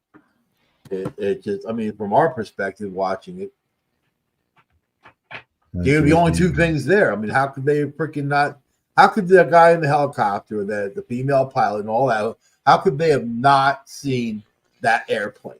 I mean, the airplane is so freaking, it's lit up. You saw it. That's why it's not the fact that it's just lit up. Well, it would be hard for a helicopter to hear it because helicopters are freaking noisy. See it. I don't want to just see the damn thing. But he should have seen. Airplane. So he's coming in. He should have seen the wingtip lights right off the bat. And as soon as he noticed them, he should have seen the front headlights because he hit him between the wingtip lights and the headlights. He hit him about. It looks like about 10 feet behind the cockpit. Whatever they were doing, they shouldn't have been doing it. And maybe it was a sex party. Maybe I'm sending you the link to the video. It won't let me back into it. It's let's see if you can get it. All right, send it on over. I'll grab it. Let me go over the chat. You send a private chat or a regular chat? Private chat. Okay. Let's get it there. No, Shell. I mean, if you get some, send it to us. So you can come in here and send it. Just give it to us in chat. Okay. All right. Stop. Whoa. Stop thing. Just calm down. Okay. Let me go find StreamYard. Present. Okay. We need like the NBC Peacock to come on as we present something. Where'd it go? Oh, there it is. Okay. All right. Is it up here? Let me go see. No, it's not up there yet. Let's put it up there first. Let's go make sure we got it blown up as big as we can. Kurt, no, we're going to do this. We want to. Okay, there we go. It's full size. I got it. All right. So we're looking here. So I'm going to be on the other page watching it because that's where I got to stop it from. So let's take a look quick. So we see the plane every season. Now, look, when you're looking at this. So which one of these is the helicopter? Which one is plane? The one on the left is the helicopter. Is that right? Yeah, that's the helicopter. And the one over on the right that looks like some fucking flying UFO in the sky thing. That's the airplane. Yes. Yes. Okay. The thing looks creepily weird. Watch after it hits, you can see that one wing has been taken off because it just. Oh yeah, you see it flop over to the other side. So part of the plane. If you're looking at it straight on, the plane rolls to the right, but in reality, it's rolling to the left because it's facing us. But so the reason I'm saying this is look how bright this plane is at the moment. Okay, how do you not see that? I mean, okay, so we're gonna hit play just a little bit at a time. And we're gonna stop it. It's still pretty bright. I'm not sure why we're getting all this light off of it like that. We're cruising along, bam, bam, bam. Now, if you notice, this helicopter is pretty well lit. You see its front and white lights on. You see it's running lights on. Everything's running pretty good. Cruising along. Even at this point, he could have pulled up. Mm-hmm. He couldn't have went down. The helicopter couldn't have went down because of his rotors, but he could have pulled up. The plane could have went down, but the plane, look how close these two are to the ground. I'm not even sure if the plane might not be the one out of place. They're saying he's supposed to be, the helicopter's supposed to be flying at around 200. Plane's supposed to be around 400. Don't look, I've been doing ufology stuff for a long time. That don't look like 400 feet to me. The plane's been flying for how long? 4, 5, 6 hours? How long? But right now, what we're looking at right now, this plane's supposed to be at 400 feet. I don't know, Jay. I've done a lot of picture analysis, video analysis over the years for UFO stuff, and this don't look like 400 feet to me. What's it look like to you, buddy? 2, 3 if you stretch it. I mean, I'm not underneath it, so it's hard to say. But then there's 2 different sizes here because we have the mountain range or whatever this is in the background. the What that is ridge in the background. that entire bank of lights right there, that is Reagan National Airport. Yeah, so it's right in the middle of the Potomac River. On the other side of that, it's just that's basically a peninsula. On the other side of that is more Potomac River. Yeah. So this is just a stationary cam, right? Taking this off of something. Yes. So this is actually a good cam. I'm glad they found this one. So here we are. We're stopped. He can still do it. He can still do it even this close. They can still avoid this. Now, if you look, let me put it right here. You see this little white light right here? Oh. That's a wing light. That's a light on the wing. That's how you know where he's at. So even right now that wing's right there. He could still go up and over this thing at that close. They would have probably still scraped and bumped, but they'd have probably both lived. But after that, here we go. Okay. You notice now, where's the collision? You see any collision yet? What's going on here? I mean, it looks like we're pretty much in collision. And there we go. Right there. Do you think maybe the pilot of the helicopter, maybe she got nervous and freezed at the last moment? Anything's possible. How do we know it was a she? I believe it. Well, from what I hear. Okay, so we're going to roll back again a little bit. They said it was a she. Well, I thought they said that she was the third pilot, then that the main pilot had. They had two pilots and a CWO on it. Because the main pilot had 1,000 hours, the training pilot had 500 hours. 1,000-hour pilot, this should have never happened. Ever, ever, ever. Never, ever, ever. No, even 500-hour pilot, this should have never happened. No, he must not have been flying, or somebody else was. So something else, but so we see him right there. We can still see the wing light, so we're going to hit it again. Now watch, the fire kind of shoots underneath this thing. Oh. It's instantly back up. Let's back it up a little bit. Looks like the sun. So it's lit up underneath. Let me see if I can get it back. I'm trying to stop it. Okay. Now you see it almost looks like there's a blowtorch underneath it. It's just going right underneath it. Yep. What is that? The plane didn't have that much fuel on it, so could it be a UFO? Well, any fuel that would have been left would be in the belly of the wings, so that's where that appears to be.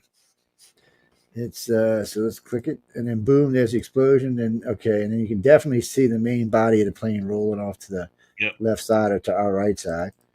And you can now you notice there's hardly no fire here at all. Right. Yeah. So both these craft, the gas that was left just lit up right then. Both of these were carrying fuel though, but they were both on return home trips, so they were running low. Tanks. So we'll go. Also, jet fuel needs to vaporize before it can burn. That was one of the things people talked about 9/11. The difference right here is where everybody's at. Right here, anybody who's left, I should say. Yeah, that's the helicopter and the main fuselage because they found them together, and as it rolls down into the water, there's the wing. Yeah. Boom, boom, boom. We still don't see that plane. Just doesn't seem like it's at. At least it didn't fall on someone's house, man. At least from a different angle, but the same collision. So it's sad to all those people. It just seemed but like both of these. I mean, there's no doubt. So we know this helicopter's coming from the side, but look how lit up this plane is. I mean, even the guy that gave the press conference, and you notice an avoidable incident, and he seemed kind of pissed that it didn't even happen. You can see the lights of the plane off the water, off reflected. That's how bright that thing is, man. And we can rule out. Well, we can now rule out that he was looking at the other plane because you don't see it anywhere in this picture. What other plane is there? There are no other planes. There is one above this one going by, but it's up a little bit higher than this. You just can't see it. Hey, Joe, reverse that for a minute. Take it back. Okay, now play. Okay. Now what? Stop. Shit. Sorry. It looks like that plane was higher than that helicopter. Look at it, dude. Oh, wait, it's switched. We got to go all the way back around now. This is a different angle. This is the first angle. It's hard to see what's going on. I think the helicopter was below the plane. Look how It could have been that the rotors. That might be why. You know what? That might be why we see the flame right here, because the rotors might be striking the tanks in the plane of the rotors of the helicopter. But that wouldn't explain how the fuselage of the helicopter was next to the fuselage of the plane. right. But if you go back all the way, we're gonna go to the next one. If you look at the direction of the helicopter, it's below the plane. It looks like it's below the plane right here. Yeah, but it's not. Let's see when it gets close. Nah, but when it gets close, it's not. So part of it is probably the lower part of the cockpit is probably below the plane. The rotors at the bottom of the plane, where the or rest of the either the bottom or the middle. It definitely, that's where it looks like it hit. I'm not sure which one, but right here, when you're looking at this plane, you do not see this helicopter anywhere. I mean, it's nowhere to be seen. And then all I'm going to do is click it. One time I click it stop. And you still, where's it at? There, boom. It's like a star being born. If you didn't know what it was, it would actually look pretty. Yeah. And then bam, there it goes. And you can see it kind of force the hit because it sent this part sailing off. Yeah. I mean, you're watching it as it rolls off, and then this is coming down. And then bam, we over it. Now this is up a little bit closer, more personal. The flies forward looks like it's the tail rotor section, and then the main fuselage is like fuse and drop together. Look, see now though here, but see now it looks like he's hitting him in the lower part of the fuselage right here. It looks like he's going to strike him. He's underneath the wing. It's maybe, it looks like, the way I look at it, the pilot on the helicopter was trying to descend to go underneath it. Yeah, which look takes at that helicopter. Helicopters climb faster than they lose altitude. But here, that would have been a fatal mistake because this plane is landing, so you should have been going over it, not under it. Well, he knew it because he can tell where the plane's at. He knows what runway's on. Well, you're not going to be that low on because helicopters can go higher faster than they can drop altitude. That's what we just said. Yeah, we know. Yeah, so this doesn't make any sense. Even right here, even as close as he is right here, he could have pulled back on the joystick and went right over the top of this thing. From every angle, it appears that this was a deliberate move. See, I don't see that, Jay. I don't see it was deliberate. I don't. So, I'll show you. We'll show you why we think it's deliberate. Watch. We'll show you. Hold on a second. So here he is out here. Currently, right now, let's do it like this. If I go straight out, there's a little thing right there. I'm going underneath him. And not even I'm going underneath him, I'm going to miss him. Right. But I didn't miss him. Maybe. So what happened? This plane did not drop that much. So this plane's cruising at about 160 miles an hour. This guy's cruising at about 160 miles an hour. They're both cruising around at about 1 degree in a minute. Yeah, so he's dropping. So now he's over Potomac. You can see the light coming from him. They're both over Potomac now. So he's on approach. This helicopter, there's no way this helicopter does not see this plane on approach. That's a fucking impossibility. Impossible, yes. Unless they're all bent over snorting cocaine or having some wild ass orgy, there ain't no way this guy did not see this guy. Or they're blind as shit. I don't give a shit, even if they're wearing night goggles, because that's a straight out view. Yeah. It's not to the right, that's not to the left, that's straight ahead of him. So there's no excuse for not being able to see that. And besides that, those things have a 5-mile range on those night shots. So this thing can't even be a quarter mile from it. And those headlights are bright as hell too. Yeah, there's no way. There's just no way. So let's see. Now, this is what we need to watch. Okay, I'm gonna show y'all some stuff that we do when we do UFO stuff. You see these lights right here, and you see these lights right here. You watch this plane as it comes and see how close they get to this. And we're gonna watch him. We're gonna use this back here, and we need something else, maybe this right here, to see the difference in heights. We see what the heights are right now. So we got about, let me find something to measure with. Looks like about a ½ inch. Okay, and this guy is about 2/3 of an inch from here. So Yes, who wrote me that? Yes, Jay, we do this. This is what we do, man. What do you think iCard does? We actually do science, man. We still gas. Come on. That's why I'm good at this stuff. So we're gonna go up a little bit. Okay. Now, this guy here looks like he's actually bucked up a little bit. So the helicopter. No, the plane actually looks. No, he didn't. I'm sorry, no, he didn't. He looks like he's about a little less than 2/3. This guy, let me see. Let's get him. He went down. He actually went down a little bit. So let's go. We're gonna learn it now. Oh, see. Oh, fuck. Let's go back. That was. Thank you for making me do this, Shawn. So you're welcome. You just made. Oh, shit. Sorry. You just made me. Oh, damn it.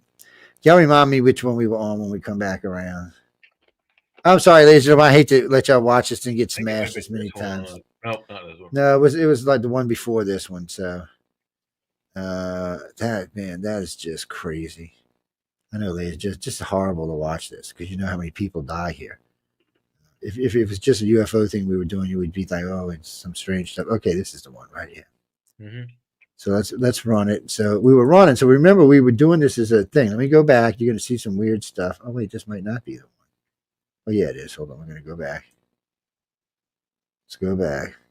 So if you pay attention, you can use your arrow keys also to go back, Joe. Oh, I know, but I'm actually doing this because I was looking for it. Seen that? What was that? Blank? Damn it! There it is. What is that? Red blank. So we're just catching a what? That's their tail light. That's their. So we're catching a tail light that bright. That's crazy how well this picked up. So anyway, we're gonna go on past that. So we're just cruising along now. Watch, this thing actually goes down and then comes up. And there it goes. It rose up right there. Right there, it was headed down, and then for some reason they picked up right here. And now they're in more line with the plane than they were before. And then they picked up a little bit more right there. See, they're clearing over the tower now. Before we had them even with the tower. Now they're almost even with the plane. Why did they do that? Was it because of the ground beneath them? Because sometimes, aircraft are just because of the ground underneath them. They're not. There's no ground underneath them. They're both over water. Well, that's true. So, and there, it looks like they're adjusting, and then now they're just steady. At this point, now remember, I know both these things are moving. This is not. We're looking at this. It's like he's aiming for it directly. And well, the very first time I seen this, I said, "This looks like this guy or this girl, whoever this was looking to do this directly." And I hate to say that, but it more and more I look at it, the more I'm thinking either that or the helicopter just didn't realize where it was and adjusted the wrong way. I think that's bullshit. Well, my problem with all that is I'll show you here in a minute when we get on a different one. Now, okay, now this is perfect. Wait, let me go back just a little bit. Hold on. Get this blare out of our face. Okay. So we know the things right there. Now look at the ground here. And look at this plane. Does that look like 400 feet, 400 to 500 feet to you? Doesn't even be close to that. How tall do you think a water tower is? 100 feet? Yeah. So I think this is about 5 miles. I think that is the Reagan National Control Tower. Oh, maybe it is. So that's less than 100 feet. And that means it's actually closer. See, I was going to give it like a 5 mile range so we could get a little distance. But now you're telling me if that's a Reagan Tower, that's within less than an eighth of a mile. Not a water tower because it makes a T. Water towers are either all. Yeah, it's kind of flat on the top. Yeah, notice it's not a water tower. So even if it's at a mile, there's no way this thing is at 400 feet. They're going to have to really check through this and see what's going on here. And it really shouldn't matter for the pilot because he has the option to fly, 5 to 3 to 2 as he's coming in on approach. And since we can't actually see how close he is, because when you look at the stuff in the water, you can see the runway. Yeah. And you can see the hangars and stuff in other planes. That's how close he was. He was literally seconds from touching down. It wasn't even minutes. It was just seconds. So, Jay, what you're saying is if that was deliberately done, why? Oh, I don't know why. You have to ask the pilot, but you can see the plane. As the plane is going down, this guy he's adjusting so he can hit directly at the plane. He's directly aiming for that plane. No question in my mind. It always bothers me how this flame shoots across. I'm gonna have to figure out what it is, and then there it goes again. There was a nice little explosion there, and then of course everything starts falling out the sky. All those sparks, that's metal on metal. Yeah. I am surprised there wasn't no flame and fuel falling out the air though. That JP likes to do that until that, Oh well, hello people. Who are you? We don't know who you are. Oh, out there with some boats and stuff. We're not really looking to look at you, are we? Not even sure how we got to you. Part of that video, yeah. Well, we love you people, and we're glad for you shared with all that stuff with us. And we don't really care who your expert is. I'm sure he's a nice guy. President Trump had said the pilots of the Army helicopter bore responsibility for this crash. We also heard Defense Secretary Pete Hegseth describe them as fairly experienced. What more do we know at this point about who was on this training flight, what their experience level actually was, and how that factors in? That's right. This crew was very experienced by all accounts. They were very seasoned. One of the pilots had more than 1,000 hours, flight hours. The other had about 500. And this was merely an evaluation flight, an annual kind of evaluation for experienced crew. And of course, the Army and the military fly helicopters in that area, partly as a VIP service. They are ferrying senior officials and some military commanders around the Washington area, and they fly low along the Potomac River. Anyone who has spent time in D.C. will tell you about the pretty heavy helicopter traffic that flows up and down the Potomac. So it would be very misleading to think this was these were novices of flying that helicopter. And also, it's very common to see that type of helicopter, the Black Hawk. That is a common see that other plane to see along the Potomac. So at the moment, we don't know a helicopter. And also, it's very common to see that type of helicopter, the Black Hawk. That's the one. Helicopter traffic. I'm from this area. The Maryland State Police use Black Hawk helicopters. They have like several of them, and Maryland is right there by the border of DC. So he's absolutely right about helicopter traffic. Helicopter traffic around there. Everybody has helicopters. Channel 4, Channel 5, Channel 7, ABC, NBC, CBS. They all have traffic helicopters. Some of the radio stations have traffic helicopters. It's outrageous how many different news media in this area have helicopters. I bet you it's over 20. Oh yeah, 20. I'm sure. And then God knows how many military flights are coming through that. And then the military on top of that. Absolutely, yeah. The police departments alone, there's more than 20 of them in the surrounding DC. More than 20 of them that have helicopter support. So when you look at this, so that's the plane that they're talking about. They might have been looking at. But if you notice, you don't see the helicopter yet. Right. It's not in view yet. So let's see. This guy's climbing out the way. Still no helicopter. Guy's climbing out. Oh, there he is. So he's sneaking in there. You can't hardly see him on this one. Let's go back. Let's go back. Let's go back. Let's go back. Oh, okay. So I was lost. Now I see where the other plane was. Okay, so let's find the other helicopter. So there's a helicopter right there. Wow, you can't even see it. No, you can't even see it. And then this guy up here. So was he looking at it? Maybe so. But what were the other two guys looking at? And regardless, somebody should have seen this. I mean, and the windows, you could see the rows in the windows. Of the helicopter, they should have been able to see both of those airplanes. Yes, and look at where he's at here on relative. He's wing level. He's about to go up the muffler. Yeah, he's wing level. No, he's wing level. He's in front of the. This is the wing right here. He's in front of the wing, and this is the cockpit up here. No, he's not. Oh, I thought he's behind the wing. No, he's in front of the wing. You can. That's the wing right there. And that's him right there. He's definitely in front of the wing. You can see the light on the wing. That's the light on the wing right there. It's see how they get the lights up here. That's what that is right there. That's the light on the wing. It's Yeah, and besides that, you can see where it is on the cockpit when they come down together. It's kind of weird. Because the first time I seen it, I thought he hit him. You can't really tell in here, but I thought I hit him like he kind of came in on an angle and went in and hit him, and then knocked it out. But then that little light streak across the front kind of gave it away. Mm-hmm. Well, we'll see. And then we still got to see what the officials said. It's going to be a few weeks before we hear anything on that. It's yeah, and but that they. I don't know. Trump is pretty transparent. He was transparent on those drones in Jersey. Yeah, they pretty much said that was an FAA thing. But why didn't they just say it? Instead of freaking people out.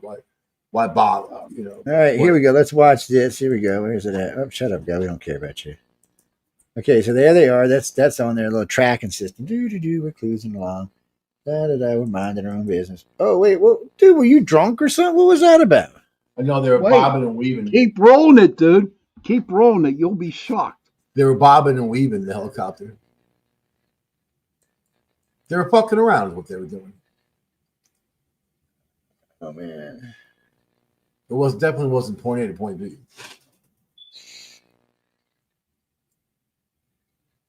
Okay, was somebody drunk on this helicopter?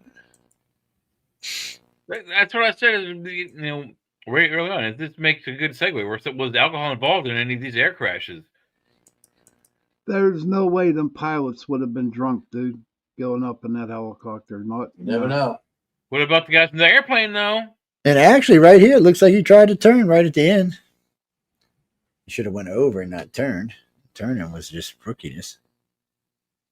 Oh man.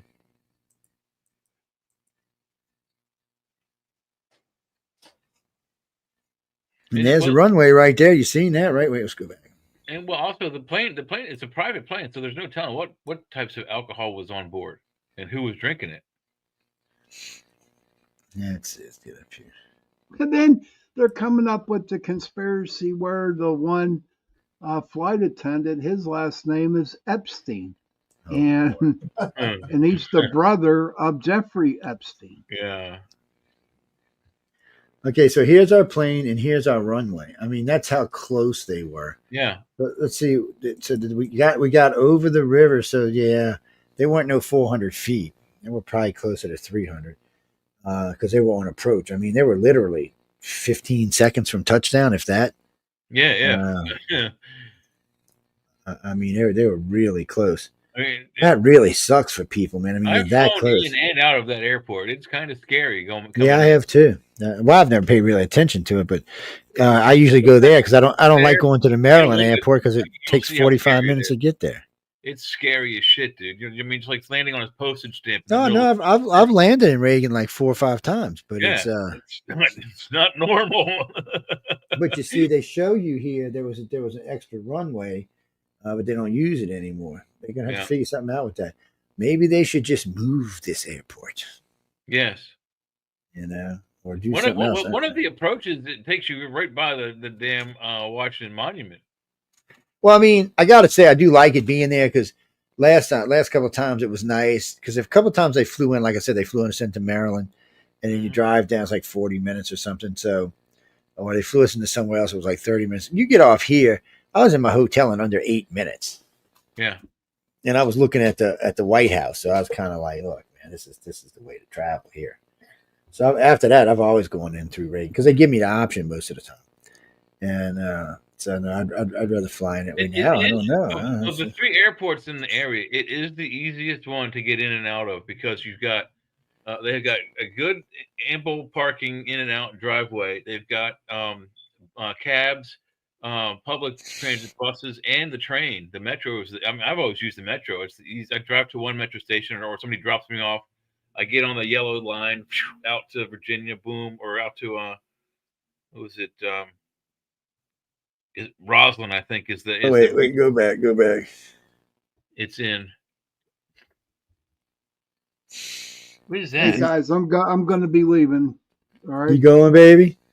Yeah. Right, we nice can pick this up on the chat on Saturday night. Oh yeah, 10 p.m. Okay, 10 p.m. on UPRN Talk Radio. That's right. Come Remember, visit. everybody, the chat. Come see us. We'll also be talking about this missile thing right here, man.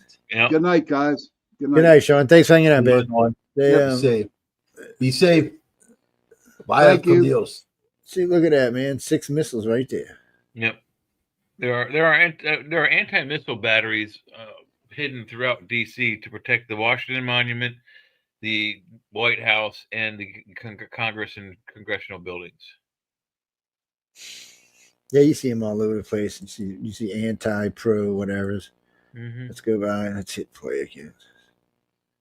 Oh no, people! That's at the airport. That's where that was. In case y'all didn't know, that's what we were showing you. There's the airplane taking off on this little happy way. So don't worry. Yeah, they got them all over. Yeah, White House is well protected.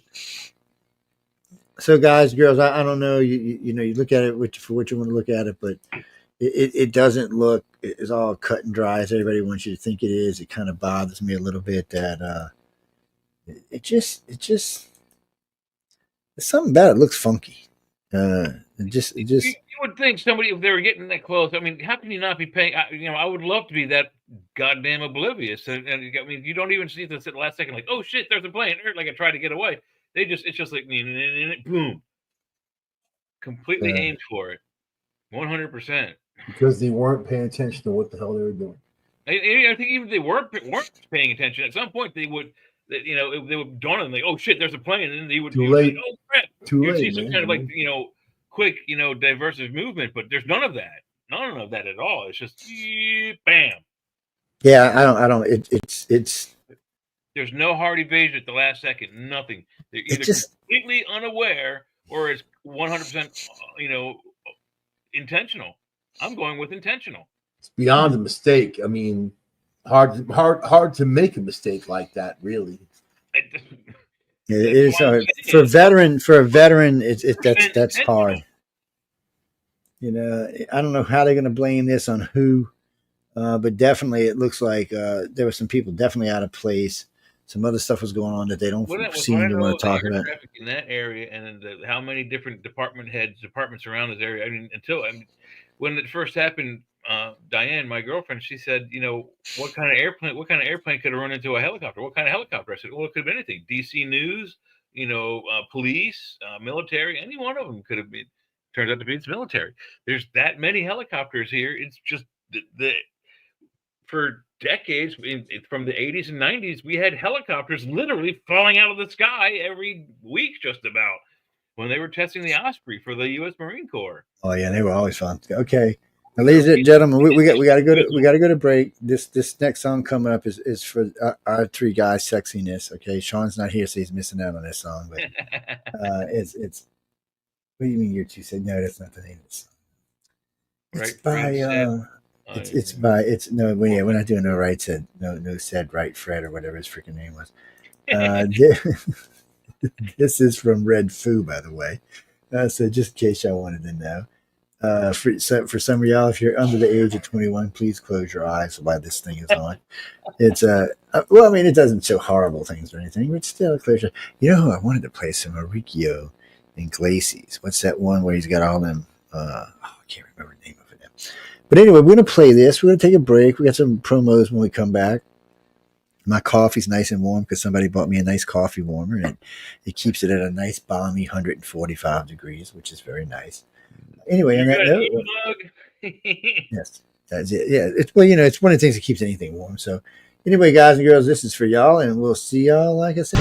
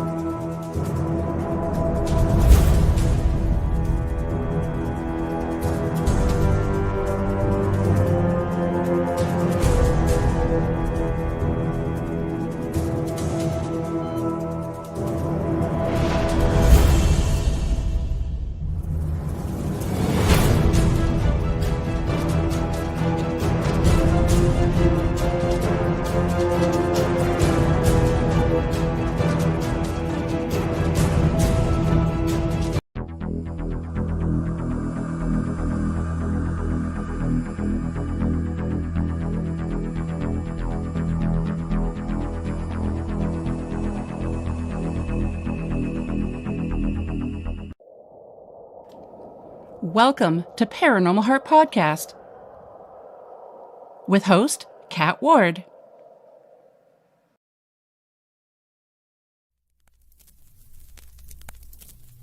Welcome to Paratruth.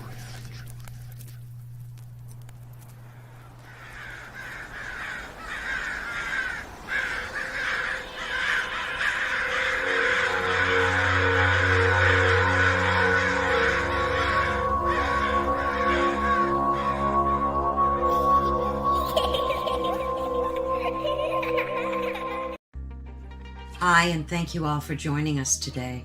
We are broadcasting live on the United Public Radio Network and the UFO Paranormal Radio Network, 105.3 on the Gulf Coast and 107.7 FM in New Orleans. The Church of Mavis Radio Show, Friday nights at 8 p.m., 7 Central, starring Jeffrey Pritchett with his co-hosts Wham and Jay McNicholas, right here on the United Paranormal Radio Network, UPRN 107.7 FM, New Orleans.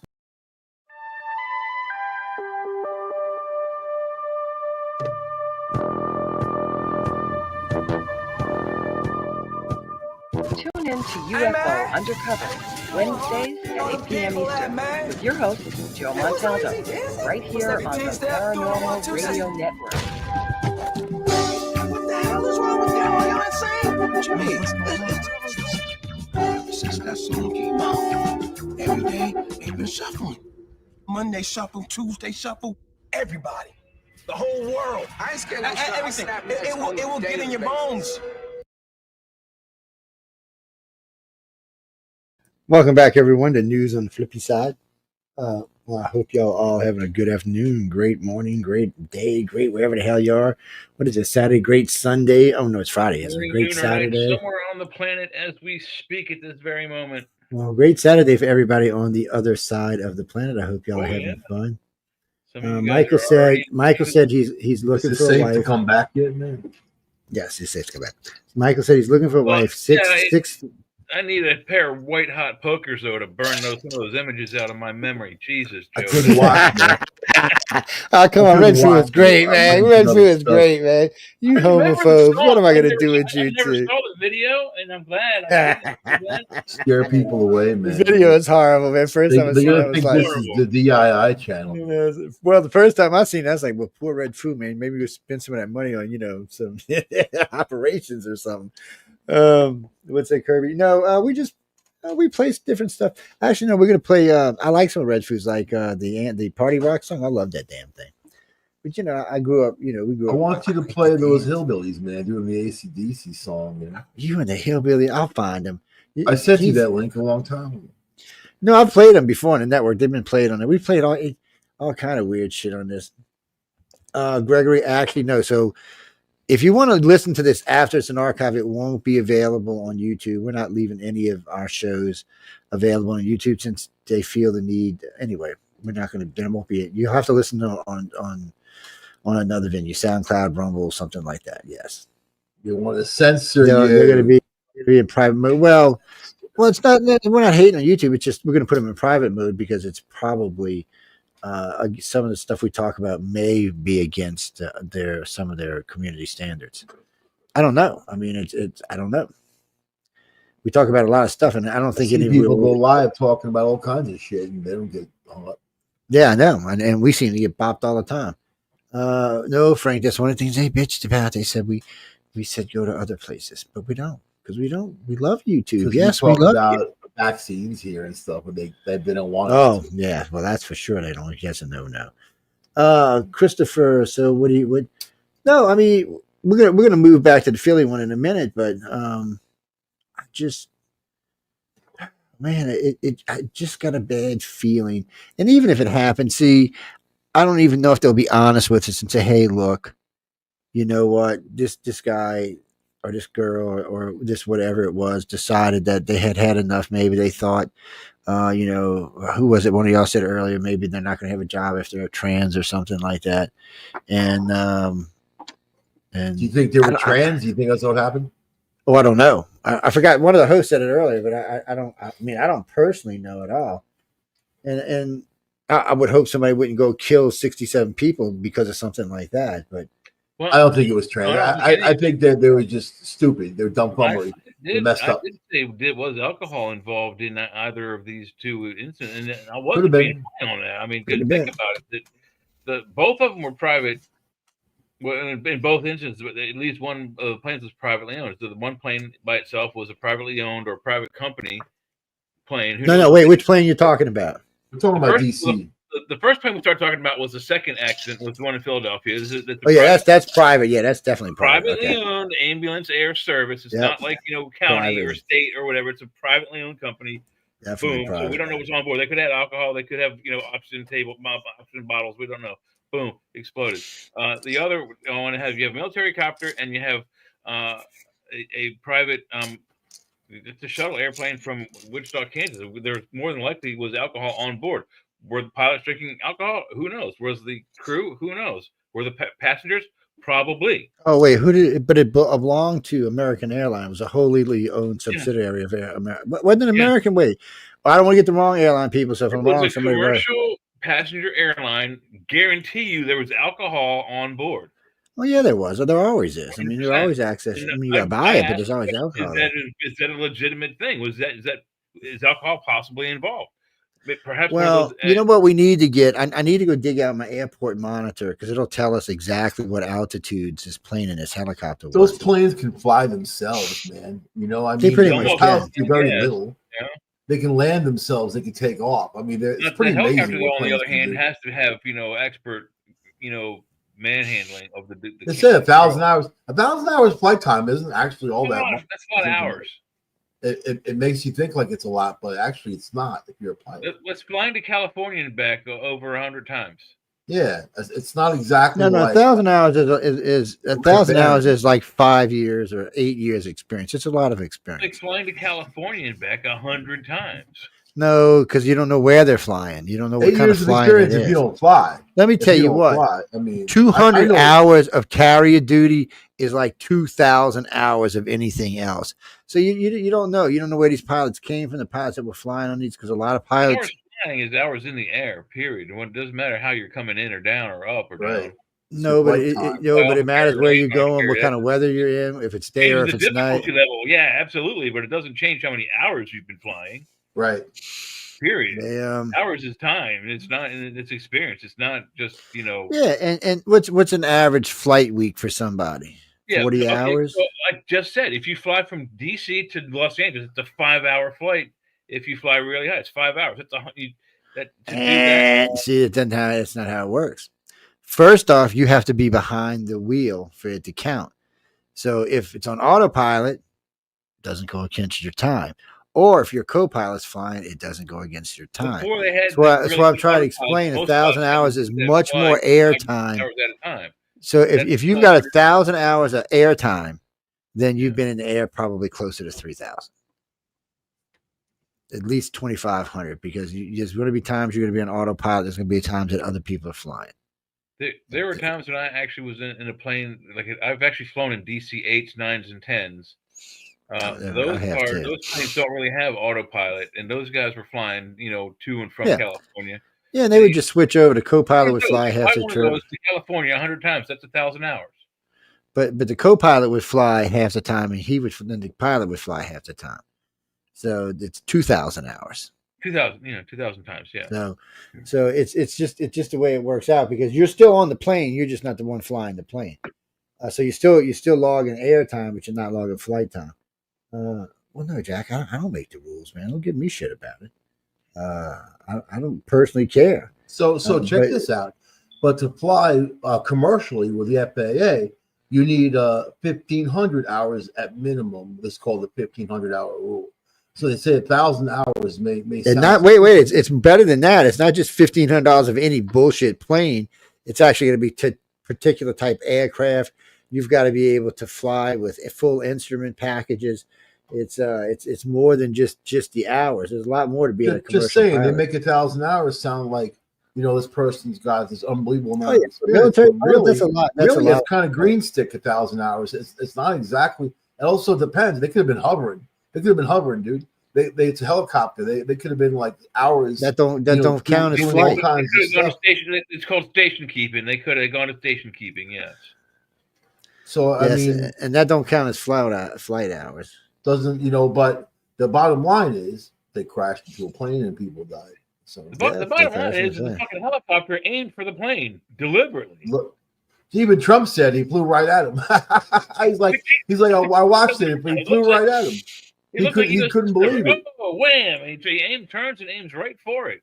He couldn't believe it. He said he flew right at him. He's like, what the hell is wrong with it? He flew right at him. The more and more we look at the video, the more and more I'm convinced it looks like that plane was lit up like a Christmas tree. It was reflecting off the ground, off the river, and all that. I mean, come on, that's a hard thing to miss. You know what I mean? If you miss it, then you shouldn't be flying. That guy missed both of those airplanes. There's no way. Absolutely. Yeah, well, something happened, and right now I'm sticking. Well, the guy, somebody just said I had enough, and that looks like a good target to me. How many dudes were on board the helicopter? 3 or 4 at least, right? 3. There was 3 on board. Yeah. They won't say who the third person is. Pull my earphone. They won't say who the third person is. They've given information out about the other 2. They just won't give any out about the third person. And they won't even tell you what their rank was or what they were doing, or even if they were a pilot. The female. He must have been an officer or something. No, the female, and she was a pilot. But they're not releasing any information about her specifically. Nobody knows why. Well, no, they know why. The family said don't give out information. That's why they're not giving out information. Family has nothing to do with. I mean, if the family's informed, that it's out of their hands. Then they can release information. Who is the third guy on board? Oh, yeah, family can request. It's never public information when it's a private person. It's you can request not to be given out information. It happens all the time. That's not unheard of, but sooner or later, when it goes to trial, it'll have to be made public. They do it all the time. They hold people's information private for a long time, but once it gets into trial, it has to go public. We'll find out who she is. The news will find out who she is. The news is trying. Trust me, they're trying hard. That's people all you talk. hear. People will come forward. You know how it goes. Oh, somebody will decide they need some money, and it'll end up that way. But why keep her a secret? What's that? Because the family doesn't want it. Their kid talked about. I can understand that. That's not a big deal to me, as long as it's not pertaining to as long as it's nothing to do with the case itself. She's a soldier. She doesn't have a private job. It's a government job. So I mean, whatever. And I haven't heard anybody actually say she was a soldier. She's government issued. All I've heard is that there was a third party on the place. We see, but going to whichever networks you're going to, I've been to about 8 different ones now. They're all saying something different. So some of them are saying they don't know who she is, what it is, why they're not making, and then people are saying, well, if the family is, can we contact the family? Of course, no, you can't contact the family, because if the person's private, the family's private. I mean, sometimes when media asks questions, it cracks me up, but right now, they're going to keep this private for right now until they figure out what's going on. And then they're going to try to figure out who was actually flying. So we don't even know, of the 3 people on board the plane, who was actually flying, on the helicopter, who was flying it. It should be the guy with the most experience. They're in a dangerous corridor. They're in a lot of restricted airspace. So it should be number 1 flying it because they're going home. But sometimes number 1 lets number 2 fly when they're going home. The 3 crew, commandeered the vehicle and made the other one fly it into the aircraft on purpose. I mean, if they recovered the black boxes, which apparently they've recovered all of the flight recorders for both craft, what if it's like a hostage situation? The guy has them at gunpoint saying, fly into that plane or I'll shoot you. Army refuses to identify female Black Hawk pilot killed in DC collision. Is the headline. Yeah, and then but see, that's what I'm saying. So I crossing all the different news agencies right now, they all are saying something different about not just that, they're saying stuff different about the Philly case. They can't seem to land on anything right now. And it cracks me up because we were talking. I can't find a decent video on the Philly plane crash, but we found one we just watched on the DC crash. Where'd it go?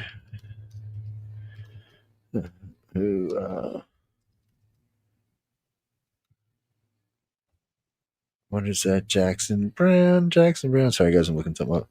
Let's see. What the hell is that? Wow.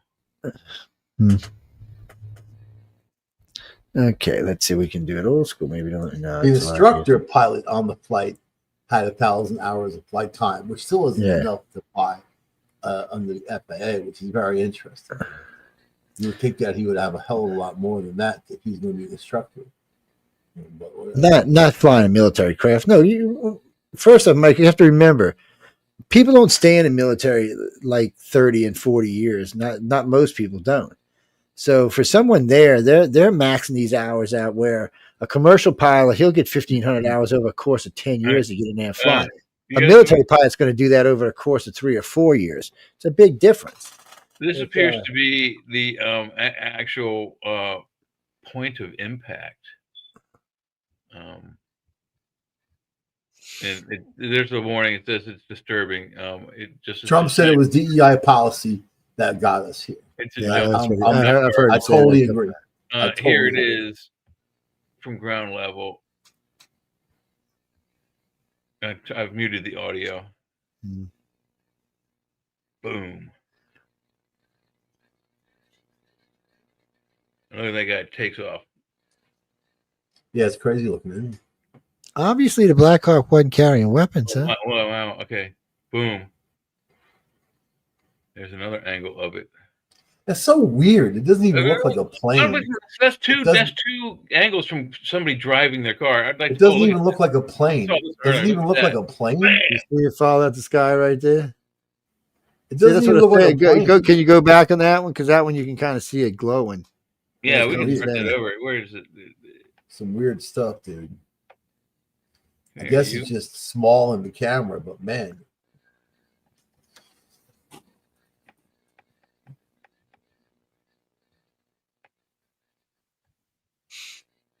The explosion happening in this video. Listen. Allahu Akbar! Allahu Akbar! What the hell? What the hell? What the hell? What you do? What the hell, when man? you look at that one video that you've been showing, Go back. Stop it.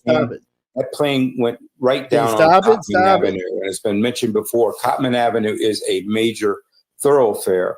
It actually crashed right in. Okay, now you got to go. You got to go way back now. Okay, because you can see it. You can see it falling out of the sky. It looks like a damn meteor. Right here. Mm-hmm. Keep rolling on back. Take your time. Oh, giant fireball! There's an impact. Oh, there it is. See, look, there it is. See the loss. You can see it right next to the. There it is, right there. That looks like the airplane right there. Yeah, but there's other shots of it you can get on here. It does look like. See, look, there it is, right there. You can see it pretty high up, and it just, and it's on a nice angle. You know, it just comes in. First one. Let's see if we can see the airplane. I didn't remember seeing it in this one, but we can look. Well, clearly it's already hit here, so yeah. Okay, now we're. I think it's behind those trees. Must be because I couldn't see it. But one of the other ones further down, I had some. There's trees right here. You know, we don't have that's coming over to everyone else, but right here, 3 or 4 trees. So you can't see the airplane coming right there. Allahu Akbar! That's ground zero. And this dude's like, hey, fuck this. What the hell? What the hell?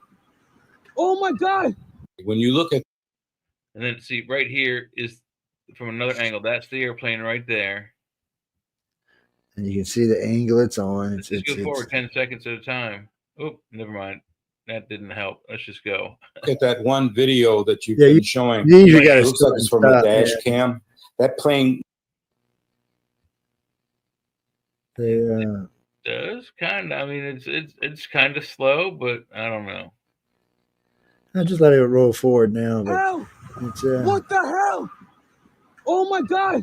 When you look at that one video that you've been showing, and see it, looks like it's from a you'll notice when it's passing that light up there, that street light or whatever that is. You can see it's kind of glowing. It looks like there's a flame on it or something. It does, and it also looks, pardon the vernacular, but it looks ballistic. It does look As in, ballistic. it's no power, no engine, no jets, it's just purely gravity. I think it's got power. It's going too fast for just Common Avenue is a major thoroughfare. It actually crashed right in the street. And according to individuals that I spoke to. And it changed course right there at the bottom. So this angle, you can see it comes in from over there. Yeah, you'll see it changes course. Watch. See, right it there bends it is. back. Yeah, see, it's changing the direction it's headed. See, and it pulls back even more. Yeah, and then it behind it, and then it explodes. Boom. And then these two run back into that lady's house. Which makes me wonder even more what the hell is going on, because it changed directions at the bottom. At another angle. Guy must realize he missed them all or something. Or he was trying to avoid them all, knowing that there was hundreds of people there. Possibly. I don't know. But there's that one, at least from the impact point of view. Yeah, there wasn't all that many great ones. I mean, as they go through the city, they'll find more and more of them. But when I was watching the news earlier, there wasn't all that many great ones yet. There was a couple. There's one couple of high altitude ones that you could see off in distances where you could tell this thing is just had the whole full day to get stuff out, so it's a little. I like that guy. What the hell? What the hell?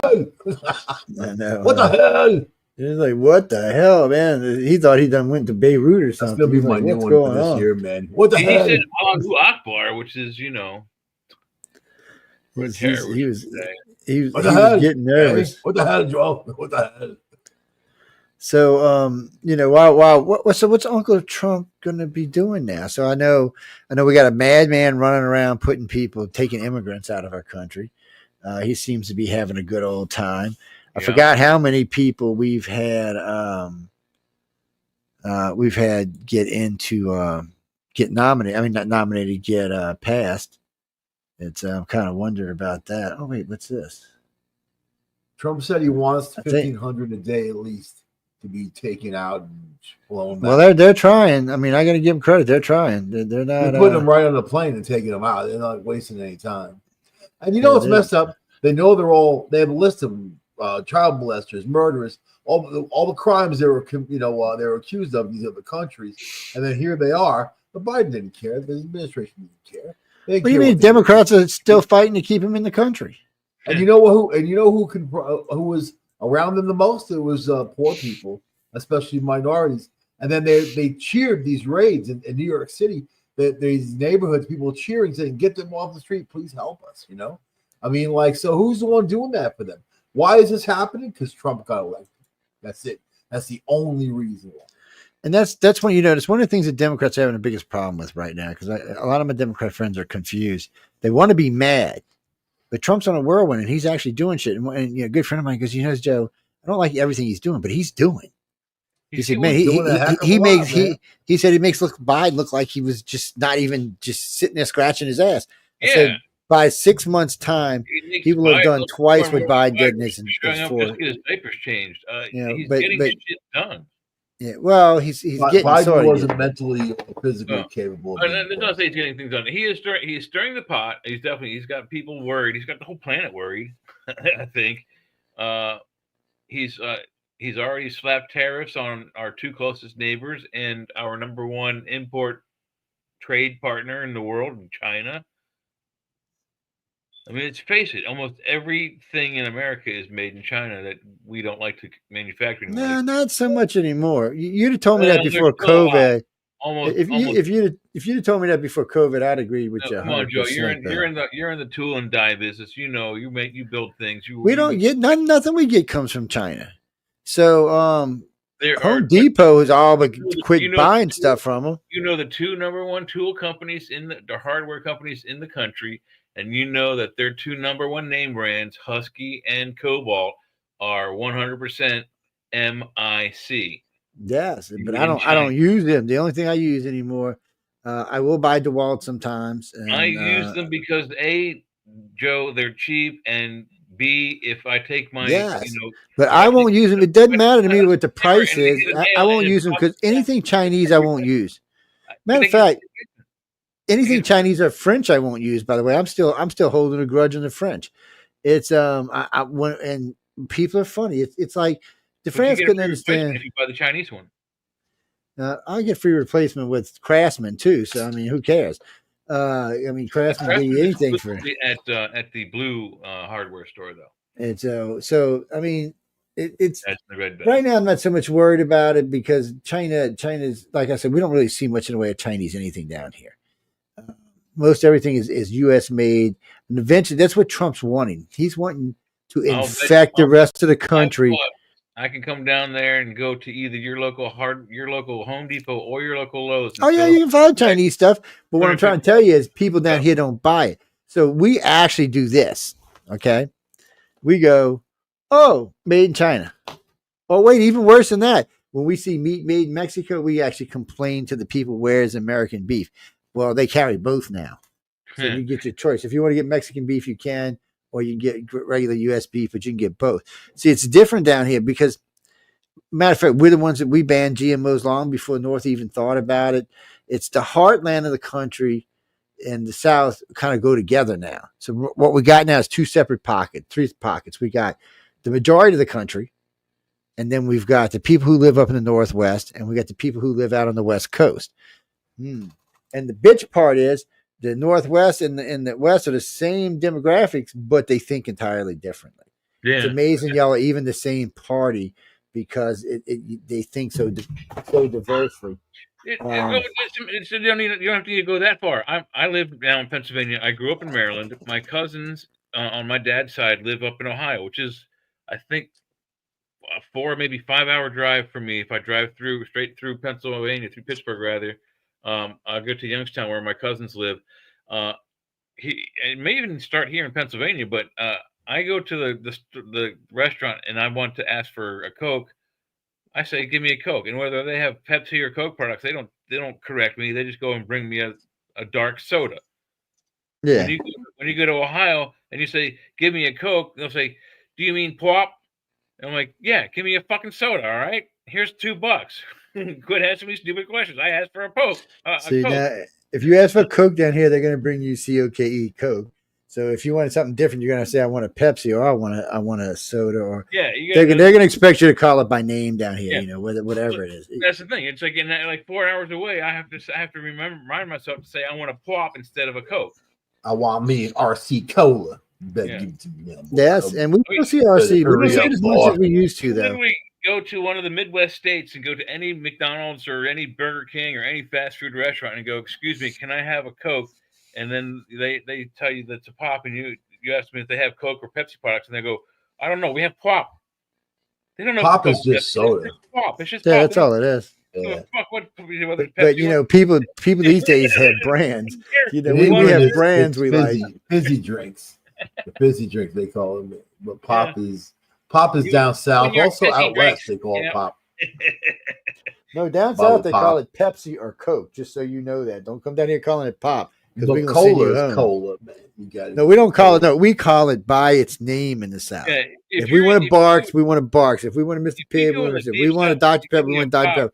We don't do none of that shit. We call it by its name. If we want a Coke, we say we want Coca-Cola. If we want an RC Cola, we'll tell you we want RC. If we want a Pepsi, we'll tell you we want Pepsi. We don't do that shit down here. We don't call it by anything other but what its name is. So alligator piss is just alligator piss. And by the way, you can buy that, by the way. Some of that. They got you can buy it to use it as a musk agent, so when you go hunting in the woods, the alligators won't look at you. I was joking. Yeah. Well, I'm just telling you, so you know, man. I was joking, man. Just so you know, my friend. I'm sorry I went there. I'm going to sleep. Just so you know. Oh, they also have alligator musk. You know, if you want to go out and smell like a big alligator, you know, get your alligator mate or something. What's that? No, I'm being serious. They have all that stuff. You could become a mate. I wouldn't trust that shit at all. Ooh, you could become dinner for the mate or something. No, that's why I climb a tree and get a bow and arrow. I'm actually still looking, Frank. No, I haven't seen any good videos of the one from Philly yet. I'm still looking. Yeah, if anyone finds one of the film, there's a good one that I saw on the news that I can't find on like YouTube or anywhere.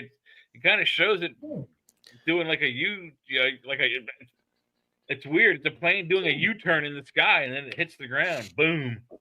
Oh, the stealth bomber that has China and Russia on alert. Oh, did What you could see that that be? bullshit 3D AI video? Bullshit. Well, this is the B-21. We got this. This is already something we have. This is the sequel, man. Trump Strikes No, Back. there's one that I just saw. You know what I mean? Anything's possible. Yeah, probably Anything. that man of 44. Oh, Trump's having orgasms every night, man. Look, just don't. I don't think he ever sleeps. I don't think he. When does he ever sleep? Because he's a fucking alien, man. He does. He takes 3-hour naps. Then he works. Then he 3-hour nap, and then he works. Now Biden was only up for 3 hours. He was. He wasn't capable. capable. He was up for 3 hours. You know what? Oh wait. I'm I'm glad you said that, Mike. So real quick, we got to do this real quick, and I got to go back for looking. So I'm watching this special on TV the other night, right? The CIA lady's talking about Hollywood mask and how they use those ones that fit over you, and how the CIA and some of the other agencies started using them to change their appearances off. Yes, they did. Then she said. Then she goes, you know what? We just weren't happy. So we got together with one of the other alphabet organizations and made some really good ones. And she showed some of them. And dude, let me tell you what.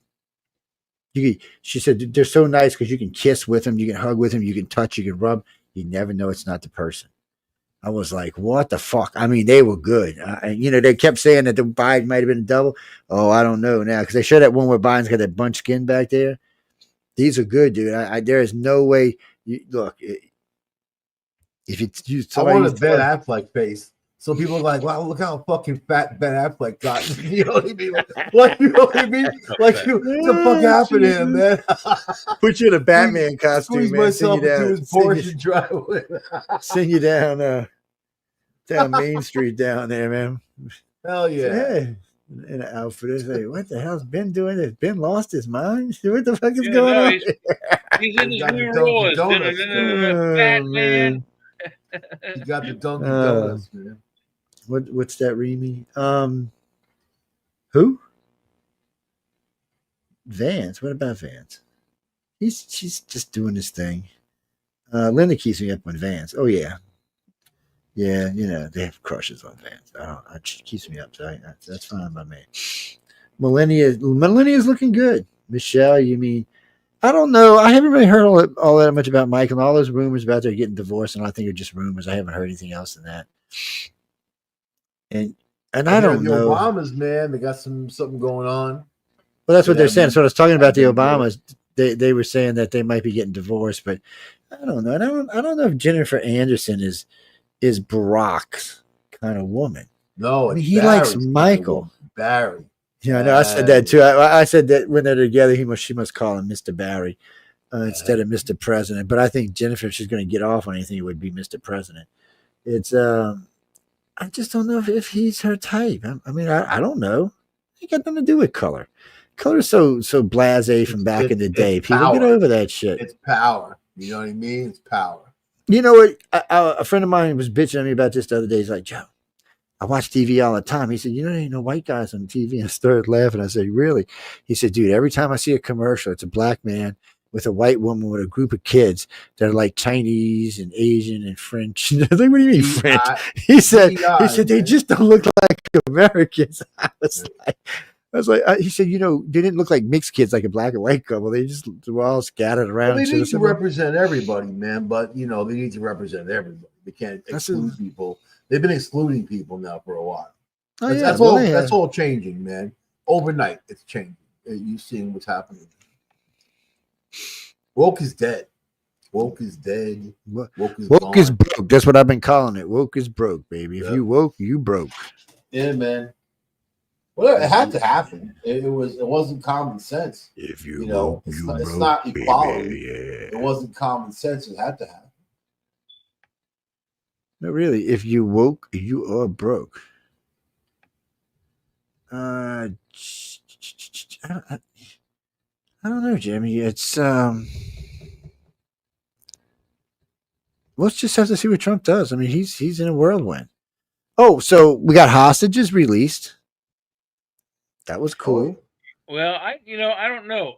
So I don't know what Israel was thinking. Things seem to be back on schedule again, but the last few exchanges were kind of sketchy. Somehow to the point where Israel's about to cry foul again. Well, I mean, there's only been 2 so far, so I'm not exactly sure. Why are people trying to get to the hostages that they're trying to give back to Israel? Why are they trying to hurt them or get to them? I don't understand. Trump just gifted Israel 1,800 2,000-pound bombs. Yep. So they're getting ready. They got to take out Iran. Iran's got it's got to change, and the people. Oh yeah, well, Trump's going to deal with Iran. He's going to deal with North Korea too.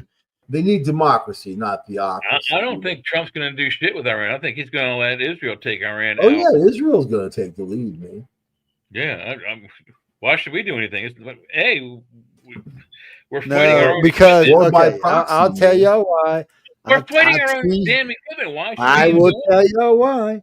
Because if Israel attacks Iran, Armageddon just started because there are going to be a lot of Middle Eastern countries that are.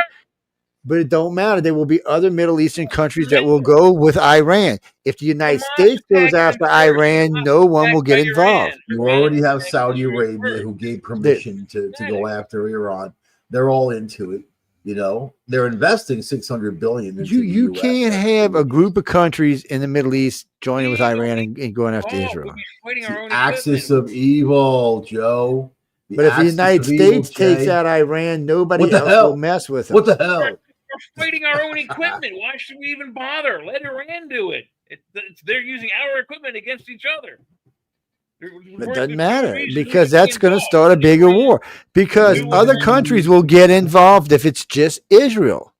Well, then we can come in if other. No, the United States should. This is an easy fix, and Trump knows this. He's going to do. I know what he's going to do. This is an easy fix.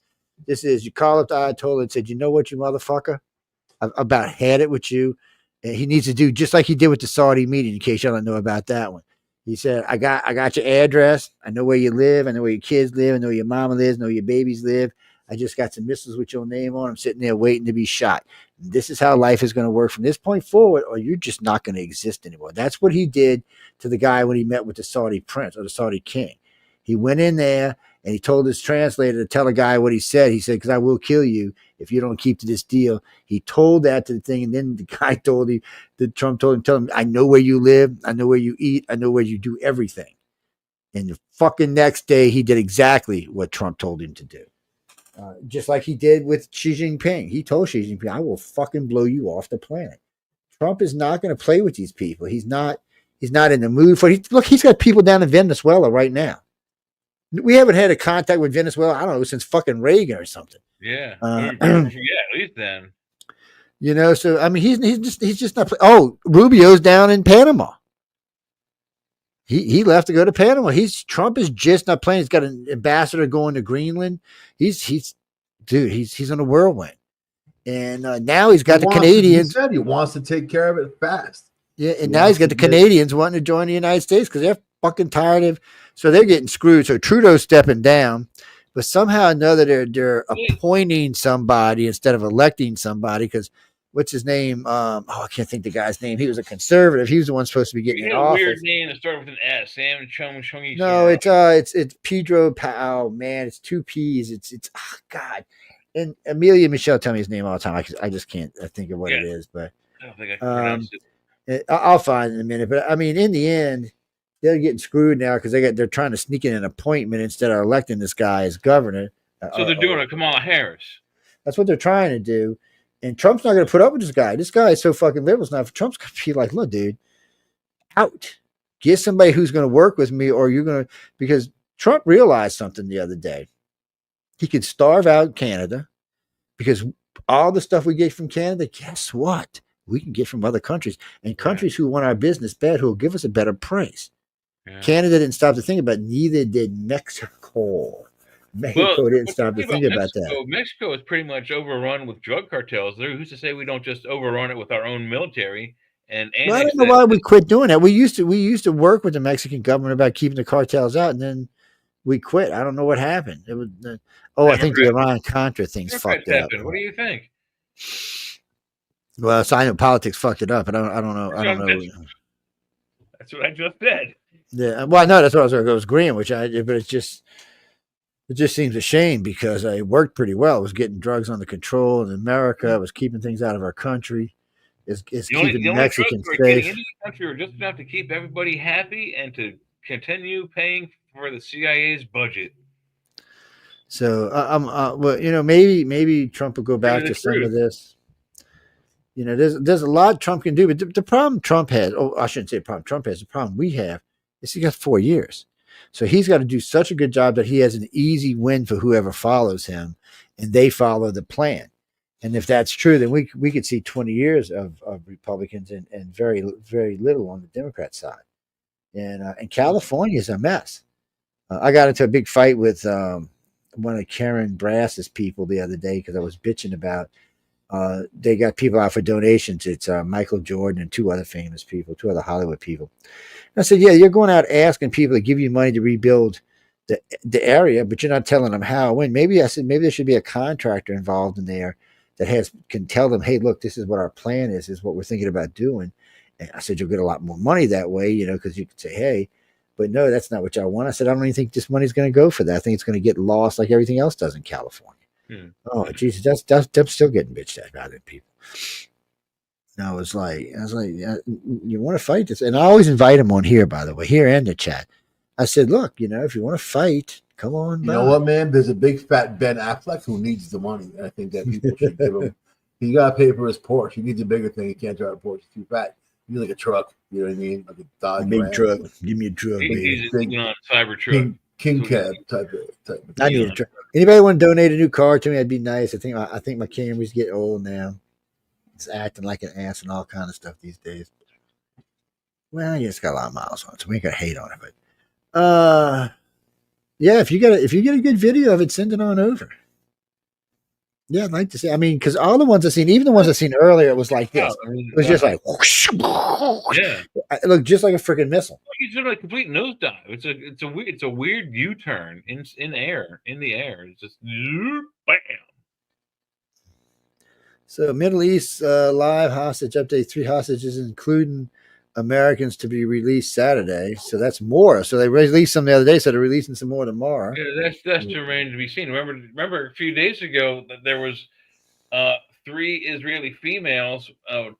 2 were military and 1 was civilian, and the 1 civilian was deceased.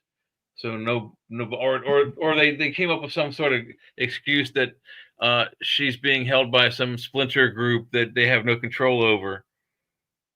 Maybe so. Well, there are going to be some that are going to be dead. There's some sketchy shit going on with these hokey, Honduras, Hamas, whatever. Well, that's why Israeli doesn't want to give back like 100 or 200 prisoners for dead prisoners. They were talking about that the other day. Oh, you're going to give us dead prisoners, and we're going to give you back 100 live prisoners. I don't think that's going to work like that. Yeah, I don't know if that's going to be very well taken. Israel, wait, what's this? Hold on. A day ago, more than 100 Palestinian prisoners freed by Israel after chaotic hostage release in Gaza. This was yesterday. Yeah, for like they gave hundreds of Palestinians back for 3 or 4 Israelis, and they only got 2 of the 3. Let's see. Large crowds gathered, blah, blah, blah, blah, blah, blah. Earlier, 7 hostages, 2 Israelis, and 5 5 people from Thai. It wasn't even any Americans or. So that was those 7 released. I remember those 2. I remember seeing that actually on the news net I've seen here.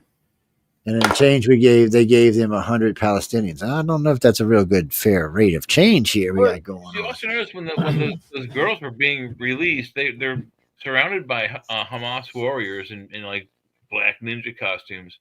But they're protecting them from the citizens who are trying to get at them. I don't understand why the citizens are trying to harm these women. Because they're all revved up. They hate them. They're Israelis. They hate them. They hate each other. I don't know how y'all do all that hate. I don't know about Palestine. I don't know what's left of the place. It just seems like a rolling. It's a pretty big mess. It's terrible. You have until this date, on the 31st. If you're still there, we're going to blow up the nuclear device. But how the hell do you even rebuild it like that, man? I mean, boom, clean it up and rebuild it. Oh yeah, we I mean we do it all the time with hurricanes and wars and all kinds. America's really good at doing like that. The whole Palestine. It's completely Yeah, no, we do destroyed. stuff like that. Did you see what Europe looked like after World War II? Palestine ain't nothing. Man. That things cost a lot to build now. They No, like it used to be. Things cost a lot to build Europe back then. after World War II looked like the area of Pumapunku, just above Bolivia, or just above Tiwanaku in Bolivia. I mean, Europe was a wasteland. England was a wasteland. Germany was a wasteland. France was a wasteland. I mean, Germany was a wasteland. I mean, it was just a mess. Trump's talking about making the Palestinians go to. He said Egypt and Jordan should open up their borders and take the Palestinians. And he's saying, like, look at the Gaza Strip. It's such beautiful. It could be so nice. You got to develop it. He wants to develop it, man. That's like music to Israelis' ears. Like, ew. Yeah. Well, they want to get over there and spend money, and Trump's always been a big supporter of Israel, so he likes Netanyahu for some reason. The asshole that he is. It's what Carly? No, Netanyahu's okay. It's just he couldn't make it in America, man. I mean, that's just the way it is. You know what? But he's done the right thing. He's looking to get rid of all the hate speakers, the students here on visas from over there who are anti-Israel, anti-Jewish. I mean, like, they're anti-Semitic people screaming hate and doing all these terrible things. He's pulling their visas. He's saying you can go back. You can go. You don't have to be here. You know what I mean? You hate America so much, you go. I love that, man. So you know what? I think he's going to save us a hell of a lot of money. I think he's number one. I think we can hold our heads high as Americans once we get control of this madness. I mean, I'm not Mr. Republican either, but it's been madness the last 4 years. Not any kind of intelligent thinking, not any kind of common sense, nothing.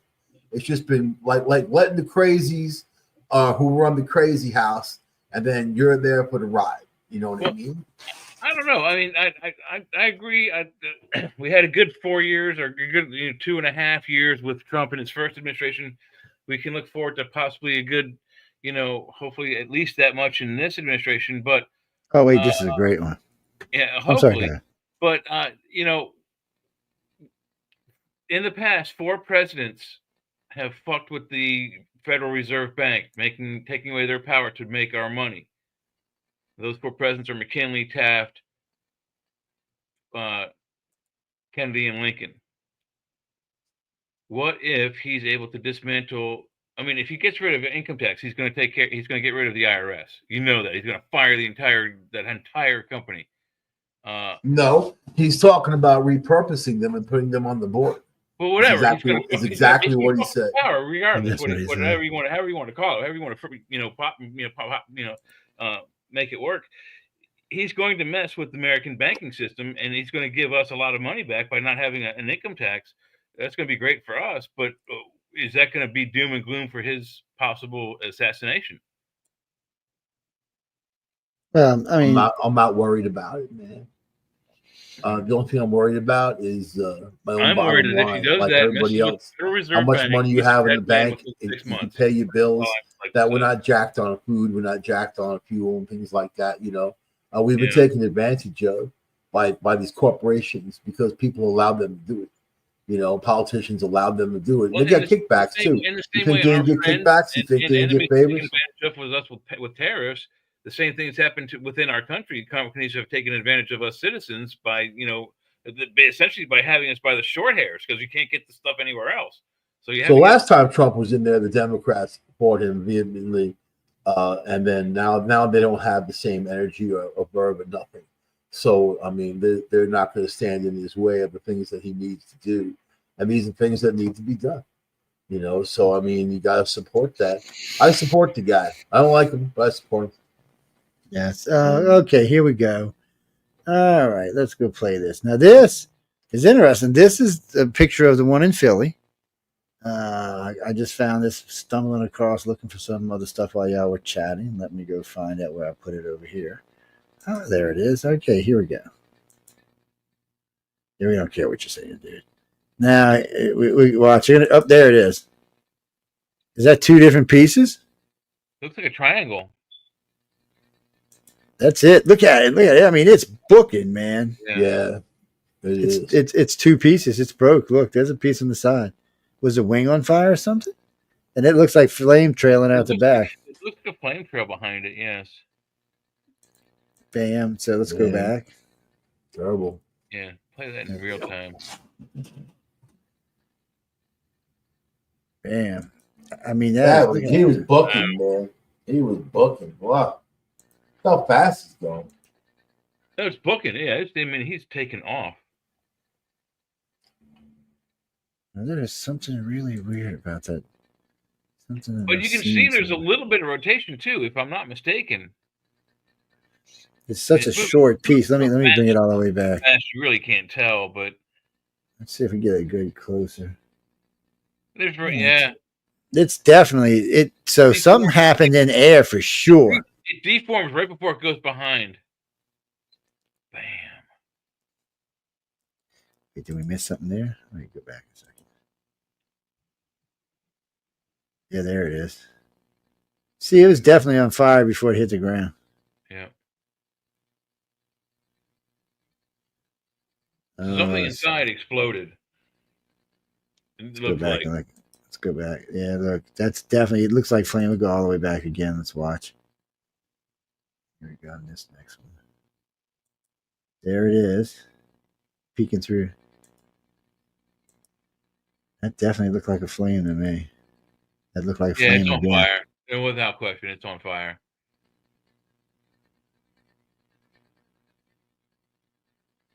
Yeah, you can see it better in their infrared on their ring camera. It's okay. I guess we apparently don't have the sound on that one. Joining us here is Todd. We don't care, Todd. Good for you. We don't want to get into trouble for listening to y'all stuff. Debris everywhere. Here it is again. Let's go. Let's go all the way back. Yep, this is it. Let's go. Here we go.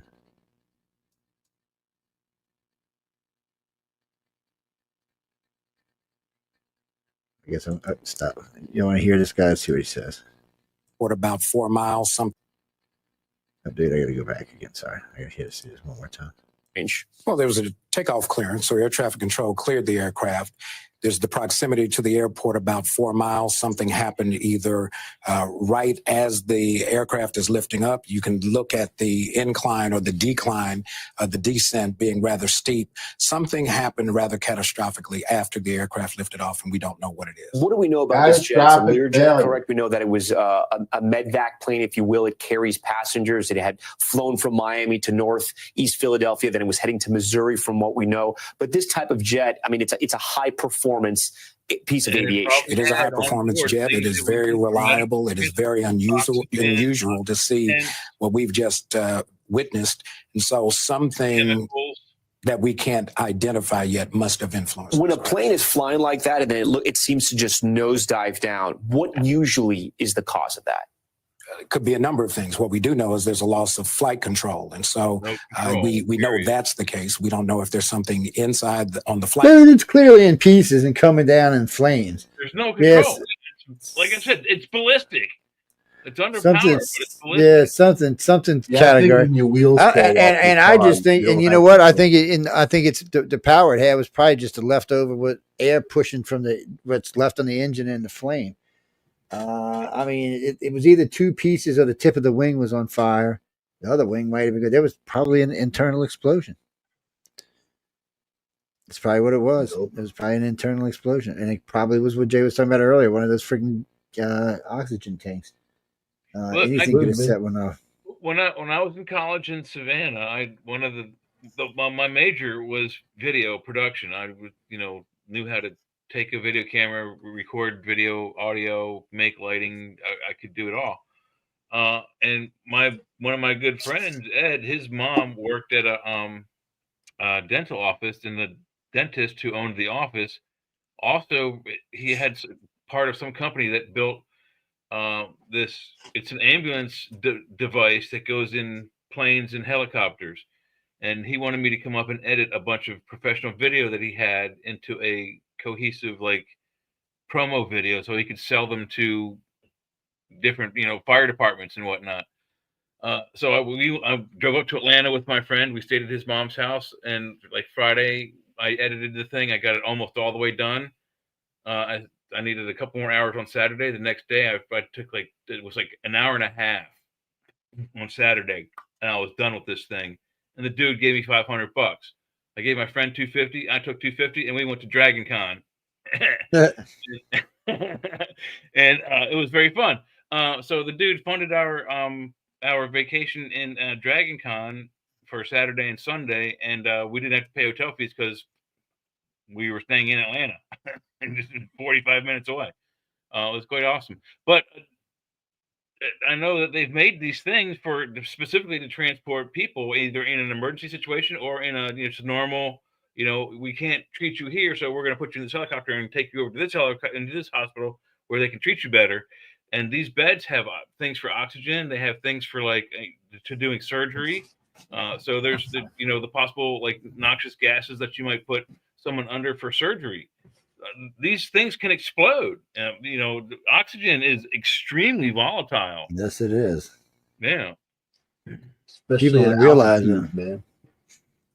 Well, compressed oxygen and grease or oil can cause an explosion. Compressed oxygen, they might have compressed, I don't know what the gases are for anesthesia for doing surgeries, but they're going to have those kinds of those. Who knows how explosive those can be? The tank could have fallen over and ruptured. 50 to 100 gallon bottles, big heavy pieces of equipment. Could have been some idiot lit a cigarette up. Yes, exactly right. Motor could have exploded. It's there could have been an electrical spark, Although I feel like if the motor exploded, it wouldn't be going as fast. If you have oxygen it'd be more falling. You know what I mean? This was full speed into the ground. No, listen, if you have an airplane with a hospital-like environment, oxygen-rich environment, and you have a mechanical or electronic failure and a spark happens. Oh yeah, boom. Boom. You're done. The inside bada boom, bada big boom is gone. The structural integrity, the big fly is gone like a grist mill. Yeah. Those grist mills used to explode all the time. Exactly right. It's you get that flour floating through the air. Michael, that is exactly the best analogy because that's exactly what happens. There's nothing left. It is no longer a functioning building. Nope. Gone. What the hell? I mean, what the hell? Basically the same thing. I'm going to keep that forever right there. Rich environment exploded inside of a space station or an airplane. It will no longer fly. It is basically just a rock falling out of the sky. Yeah, it is basically. This thing was like full throttle into the ground, though.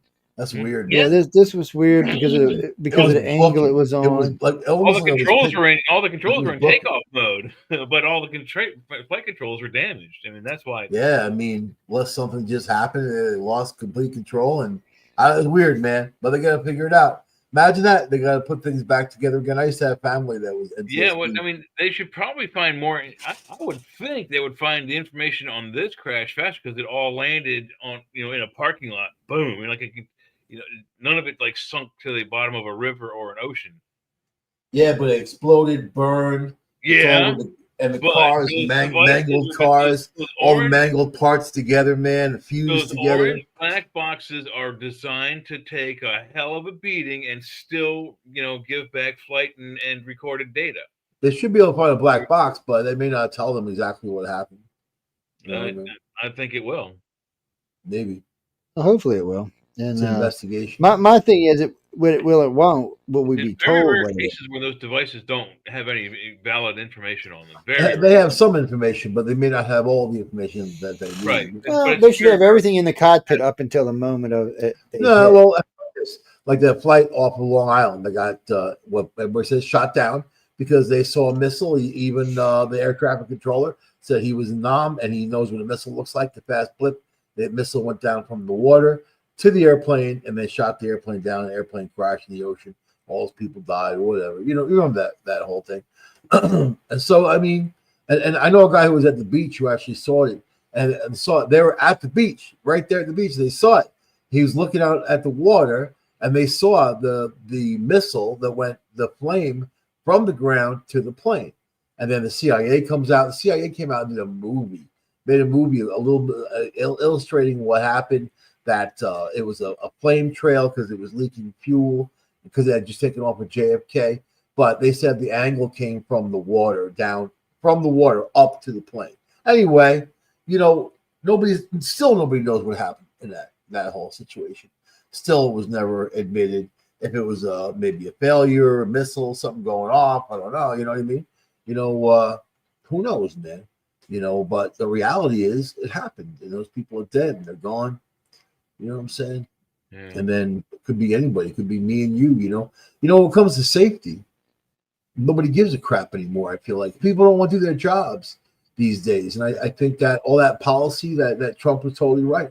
That DEI and things like that will lead to these types of things. But look at the California wildfires. Look at the policy of the mayor of Los Angeles, and then also the governor of the state, and then cutting the budget by millions and millions of dollars. These firefighters, cutting their equipment, not stocking enough water and whatever. Think about the concept, and it was their bad decisions that really contributed. Maybe it would have stopped something from happening, a fire, but it could have slowed it. It could have fixed it. Part of it anyway. Shut it off. In other parts, they could have, like done burn lines like they're supposed to do in the woods and all that they don't do anymore because they don't want to, mess with itchyology or whatever the hell they're trying to save. You know what I mean? And then also the Coastal Commission, which has a huge amount of power in California. Even Trump talked about that, and other people when I watched their press conference. So it really comes down to bad decision making, and it led to a further disaster, and maybe a lot of it could have been avoided. But I mean, look, do you see the videos about there, man? It's like apocalyptic just to see all these houses completely burned down to the ground. So. Oh, I mean, it looks. I mean, I was thinking about this the other day, or was it Thursday morning? I can remember Thursday or Friday morning on the news. They showed an aerial of just a regular neighborhood in California that had been touched by the fires, and like my immediate thought was, God, it looks like Hiroshima. It looks like the immediate after effects of Hiroshima after the Nagasaki and Hiroshima bombs. Yep. When we dropped nuclear weapons, and it looked like that. Crazy, isn't it? Yeah. But look at all the things that they could have had in place that they didn't. So but that's bad policy, man. And well, I mean, I've been saying it for years, and it's good. Maybe it's a bad thing, maybe it's a good thing. But Trump is saying the same things I've been saying years and years ago, that we're giving away money particularly to countries that despise and hate us. Why are we giving them our money? We can use that money here on our country and use it in infrastructure. I mean, we're spending trillions and trillions of dollars in like black budgets that not even the president can know about. And these black budget programs, you take just $1 billion, just 1 billion, and they're getting like 36 billion or 29 trillion or whatever they're getting every goddamn year. Just take 1 billion and put that into public schools once a year. You know what would happen in public schools? We'd have the smartest dipshits on the planet. Right now, we've got the dumbest people. We're the strongest planet, but we have the dumbest people. Almost none of our kids who go through public schools are bilingual unless they came here as a bilingual. I know this. You That's cut the the honest police. goddamn truth. Unless they came here and migrated here with a second language, almost none of the Native Americans. I left with the ability to speak Spanish, but because no one in my country speaks Spanish, I had to go to another country to speak Spanish. And when I went to that Spanish country, I spoke exactly zero Spanish. It was weird. Everyone speaks English. Sí, hombre. Why is the Norwegian government collapsing? What the hell is this? Who just sent me this? What? Black Britain threats rises on collapse of Norwegian government. But I'll say this, man: if you cut the police and you cut the fire, you're cutting safety. And then when terrible things happen, you call 911, nobody answers because there's no one there to answer, and that's bad policy. And we pay a hell of a lot of taxes. The least we can get is that kind of level of safety. Oh, you know what I mean?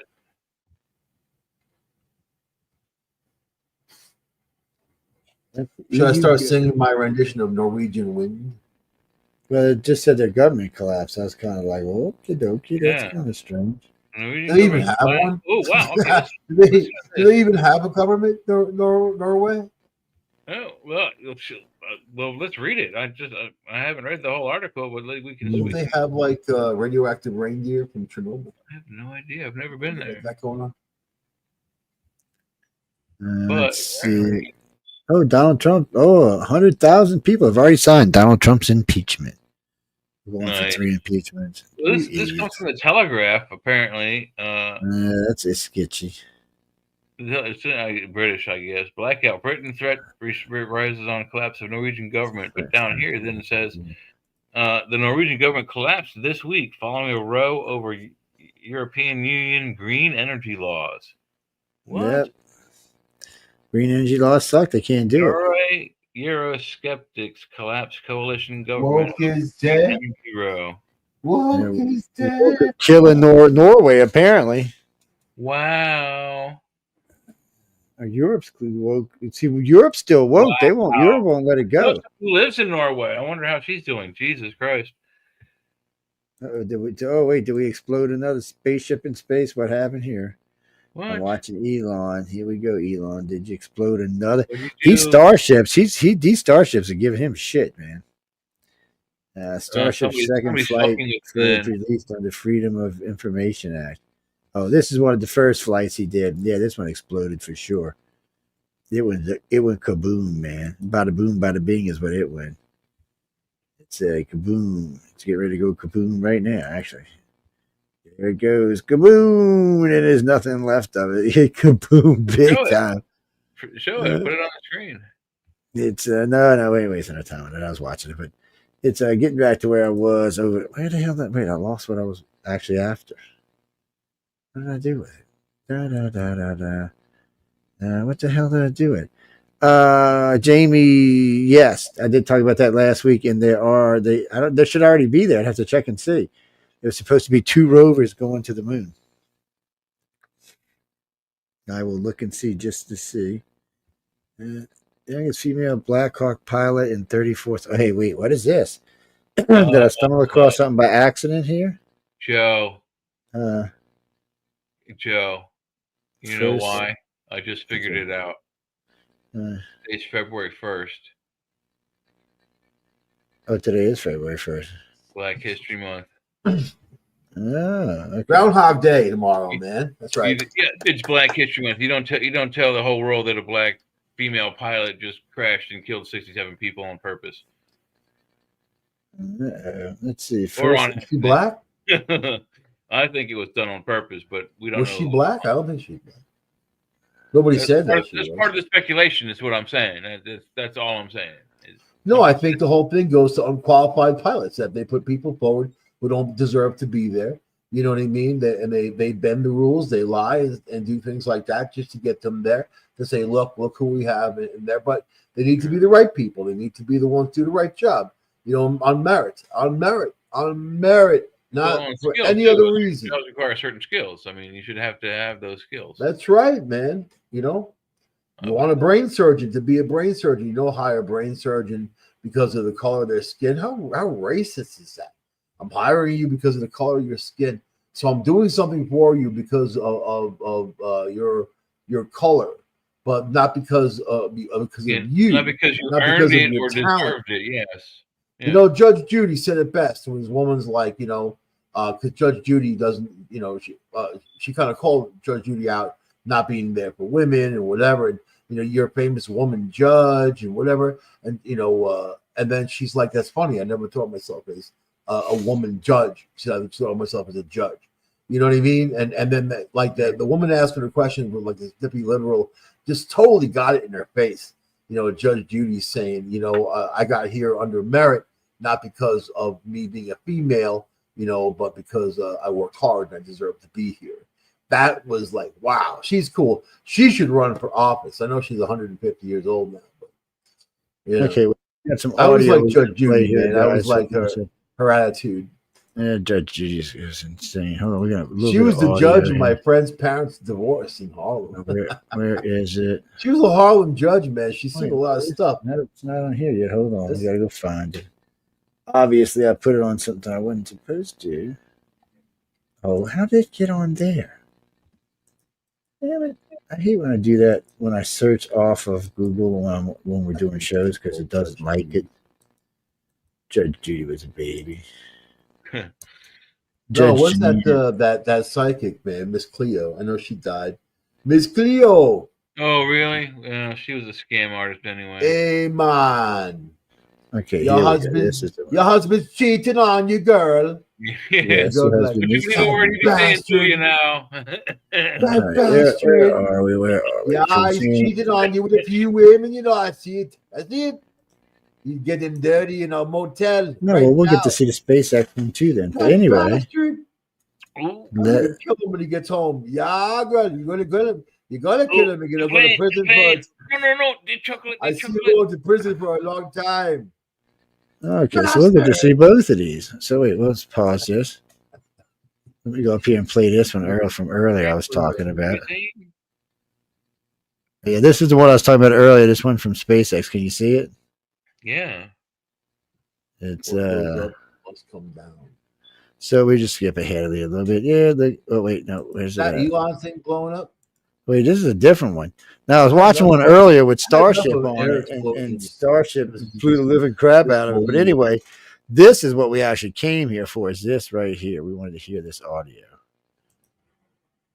Control audio that we have. We have that. Right, let's go back to it. Pete, I know you've flown into this airport. In terms of the air traffic control audio that we have that audio available to just be able to listen to what was happening as this was going down. Let's take a moment and listen to that. Here we go. Medevac Med Service 056, contact Philly departure 123.8. 123.8, Mike Tango Sierra 056 Medevac. Thank you. Good day. Medevac Med Service 056, Northeast Tower, contact Philly 123.8.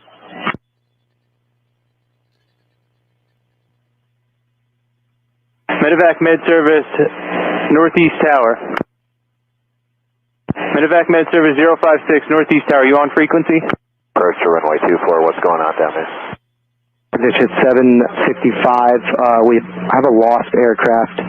We're not exactly sure what happened, so we're trying to figure it out. For now. I mean, Pete, that silence is only a few seconds. It seems to go. Bounty versus the family dishcloth. So he talked to him, and then he was gone, huh? He kind of sounded like somebody from the Middle East, actually. Yeah, a little Middle East sound. He did, but I mean, he just sounded like, he answered him, and then that was it. He was very abrupt when he was talking, though. I mean, It didn't answer him in the right kind of radio protocol, though. It didn't sound like it. It's he wasn't calm like a pilot normally is. I don't think he responded in the way that a pilot should have responded. Maybe he wasn't what we thought he was. I mean, we can listen to it again. Hold on, let me pull it back up. It's let's hear that again. Smell warm cheese in the cabin. That's my feet. I like to fly barefoot. Is this it right here? I think this is it. Let's see. Okay. Where's it? No, where is it? I don't see it on here now.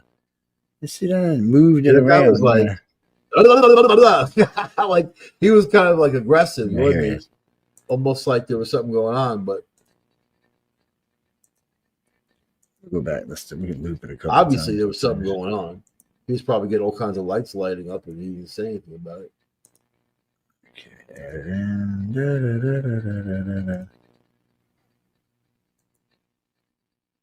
Oops. Traffic control audio that as this was. Pete, I know you've flown into this airport. In terms of the air traffic control audio that we. Med Service 056. Go back. There we go. Medevac Med Service 056, contact Philly departure 123.8. 123.8, Mike Tango Sierra 056 Medevac. Thank you. Good day. Medevac Med Service 0. 123.8, Mike Tango Sierra. He's giving back the wrong number. Contact Philly departure 123.8. 123.8, Mike Tango Sierra 056 Medevac. Thank you. Good day. Medevac Med Service 053.8, Mike Tango departure 123. Med Service 0. Pete, I know you've flown into this airport. Pete, I know you've flown. 56, contact Philly departure 123.8. 123.8, my Tango Sierra 056 medevac. Thank you. Good day. Medevac med service 056, Northeast Tower. Contact Philly 123.8.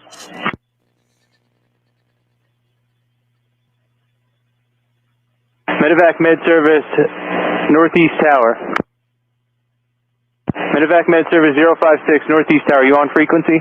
First to runway 24, what's going on down there? 056, my Tango Sierra 123. Pete, I know you've flown into this airport. In terms of the air traffic control audio that we have that audio available to just be able to listen to what was happening as this was going down. Let's take a moment and listen to that. Medevac med service 056, contact Philly departure 123.8. 123.8, my Tango Sierra 056 medevac. Thank you. Good day. Medevac med service 056. I don't know. Something didn't sound quite right about that, but I have no idea. It sounded a little bit sketchy.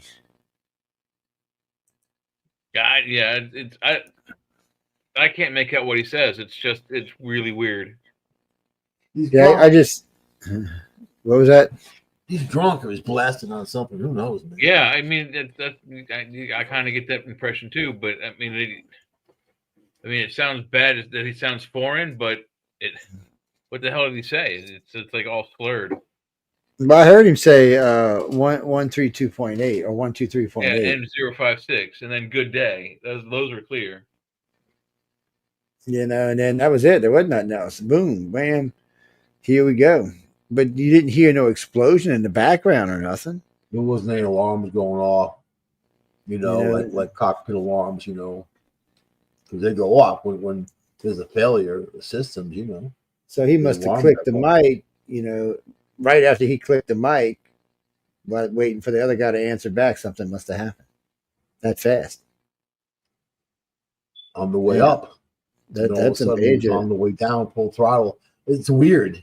When the 45 seconds, that's weird, man.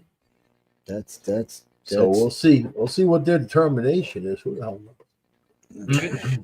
This can be sketchy. It's a medical evacuation flight, and there's like oxygen. It could have been a psycho nut. They drive their cars into Christmas parades, and people do all kinds of crazy stuff, man. Who says that a pilot can't do it? That he's not going to get in his head to do something. Oh, we know it happens. I mean, people flew stuff into the Twin Towers, so we know it happens. This guy pulled full throttle at the ground. So who the hell knows, man? It was a hell of a failure for that to happen. It takes a special kind of nut to even want to do that kind of thing. Just drive a plane directly into the ground. We're going to be back here again tomorrow, and then again next week. We'll see. I mean, they'll come up with a pretty quick summary. Yeah, I imagine on both of these there'll be more stuff. I mean, we analyzed the DC one pretty good, but at this point, was it an accident or was it not? That looks deliberate. I'm sorry, just the video. I would say it's suspicious. Specifically for it's suspicious, yeah. But I mean, we did a better analyze than anybody I've heard so far, and then I noticed people are going to start copying right off of stuff we were talking about. So it's and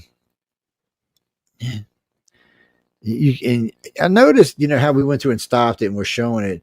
I've watched several clips on different networks today, and nobody was doing it, and I don't even know why. I actually was bitching.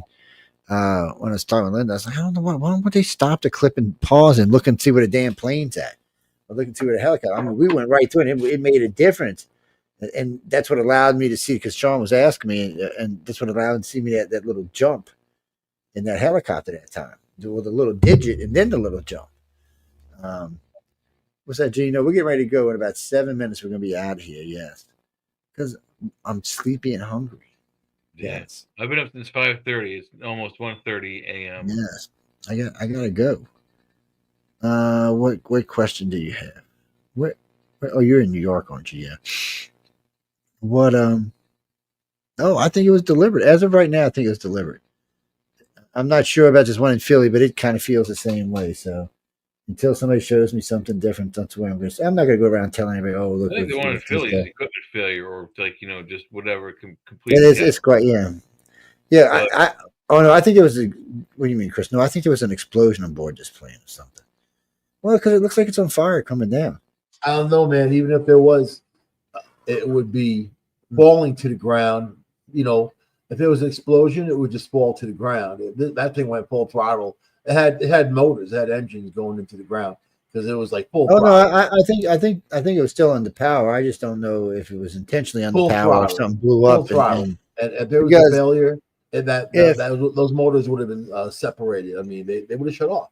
You know. well, no. So if you would have had like a complete rudder and aileron and flaps go out, then it would have just dropped. But it would have came down on whatever angle it would have settled out at.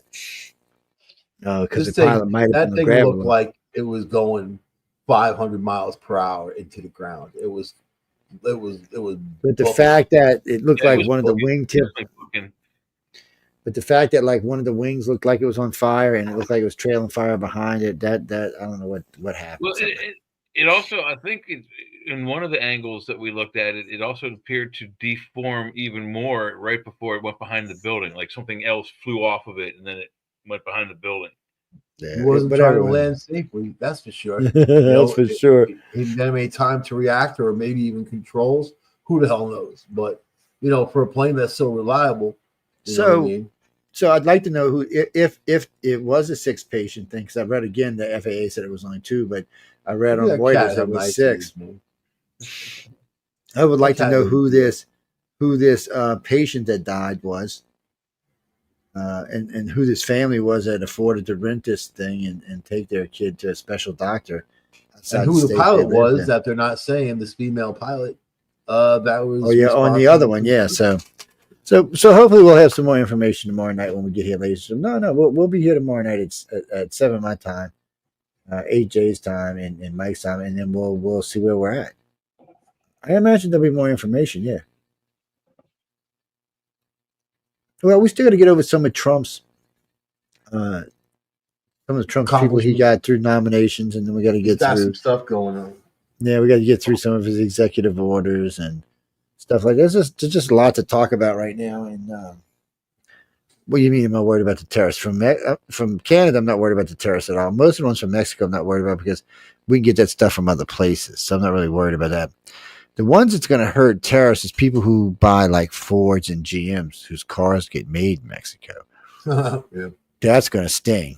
Yeah, that's going to sting. But since I don't plan on buying a new Ford anytime soon, it's not a big problem. Well, and if you look at Chevrolet's stable, as it were, they're not making a whole lot of cars that eat gas.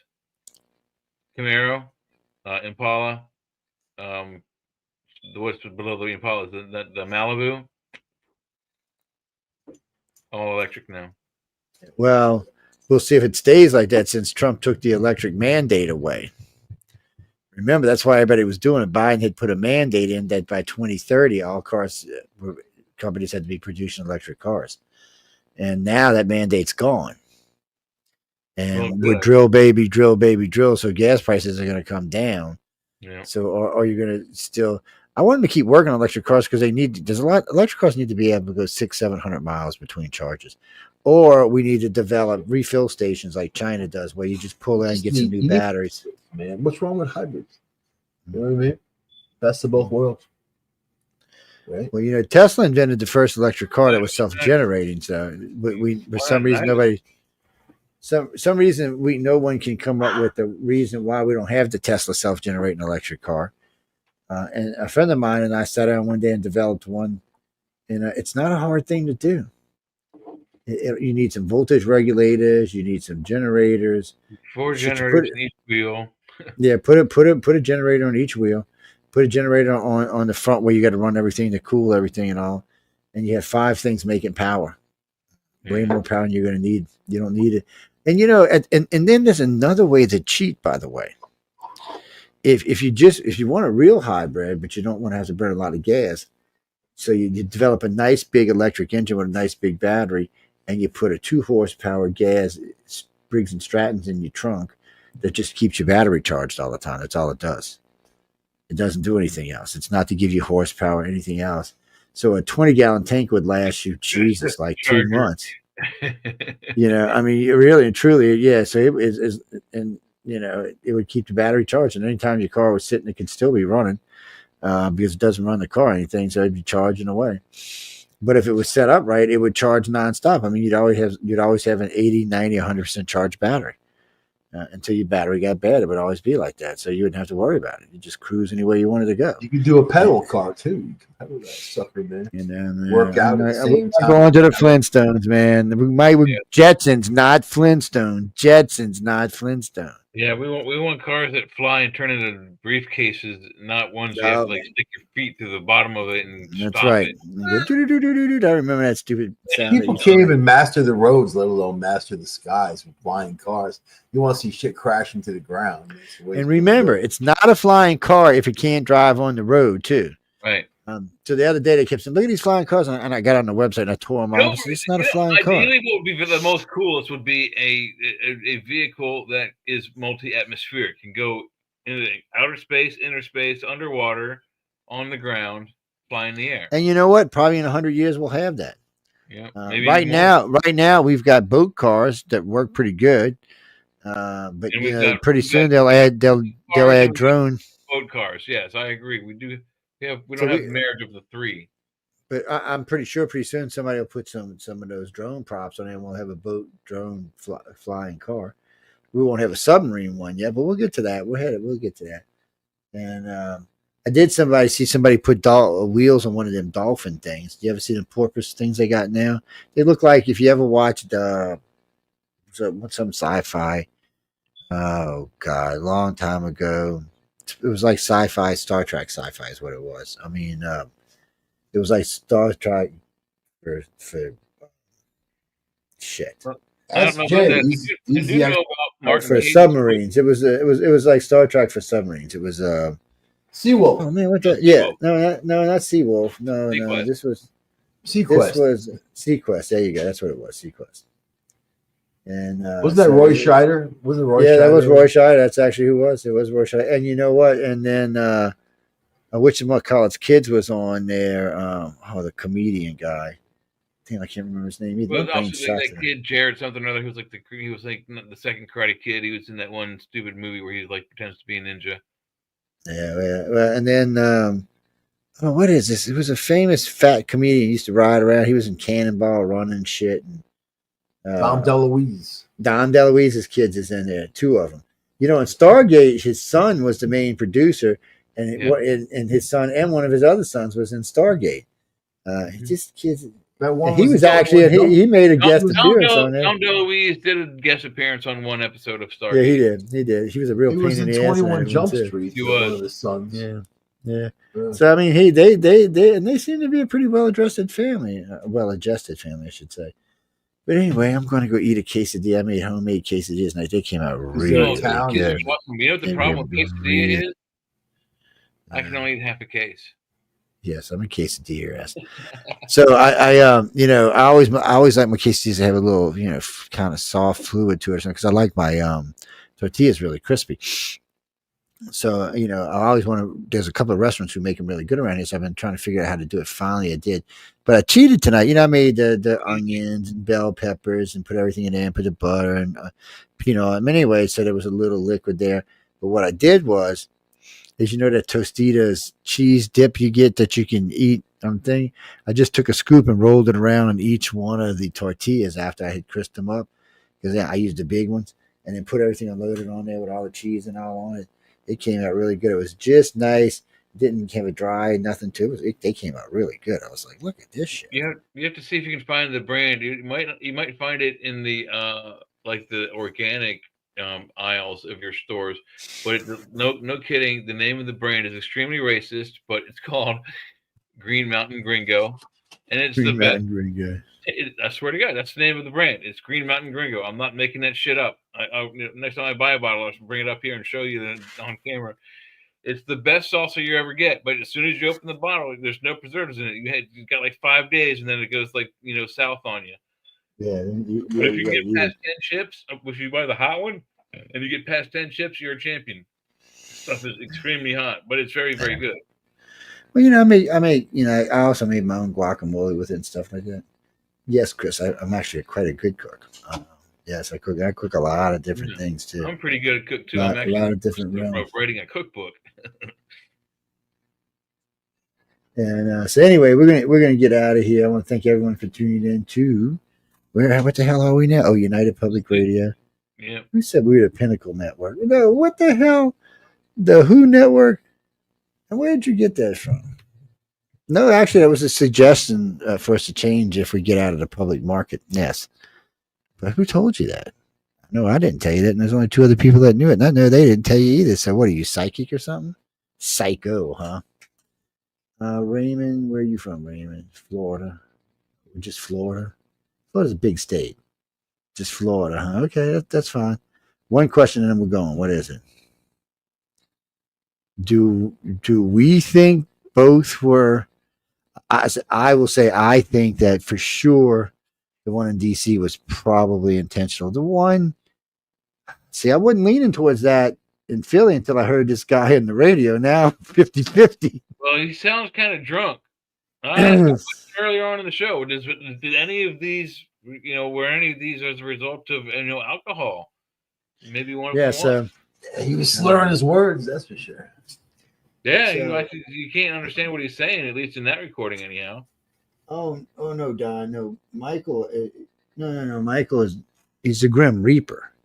Yes, Yeah. he just doesn't dress like that for the show. He don't want to scare you people. Man, that was my name on the street. So if you see him standing in your house, the picture he has on his screen there, if you actually see the full picture, if you blow it all the way out, one of his hands, he's holding a big giant scythe. So be careful. Dun, dun, dun, dun. Anyway, on that note, we're out of here. I want to thank everyone for tuning in to United Public Radio. Be sure to check us out on the chat tomorrow night.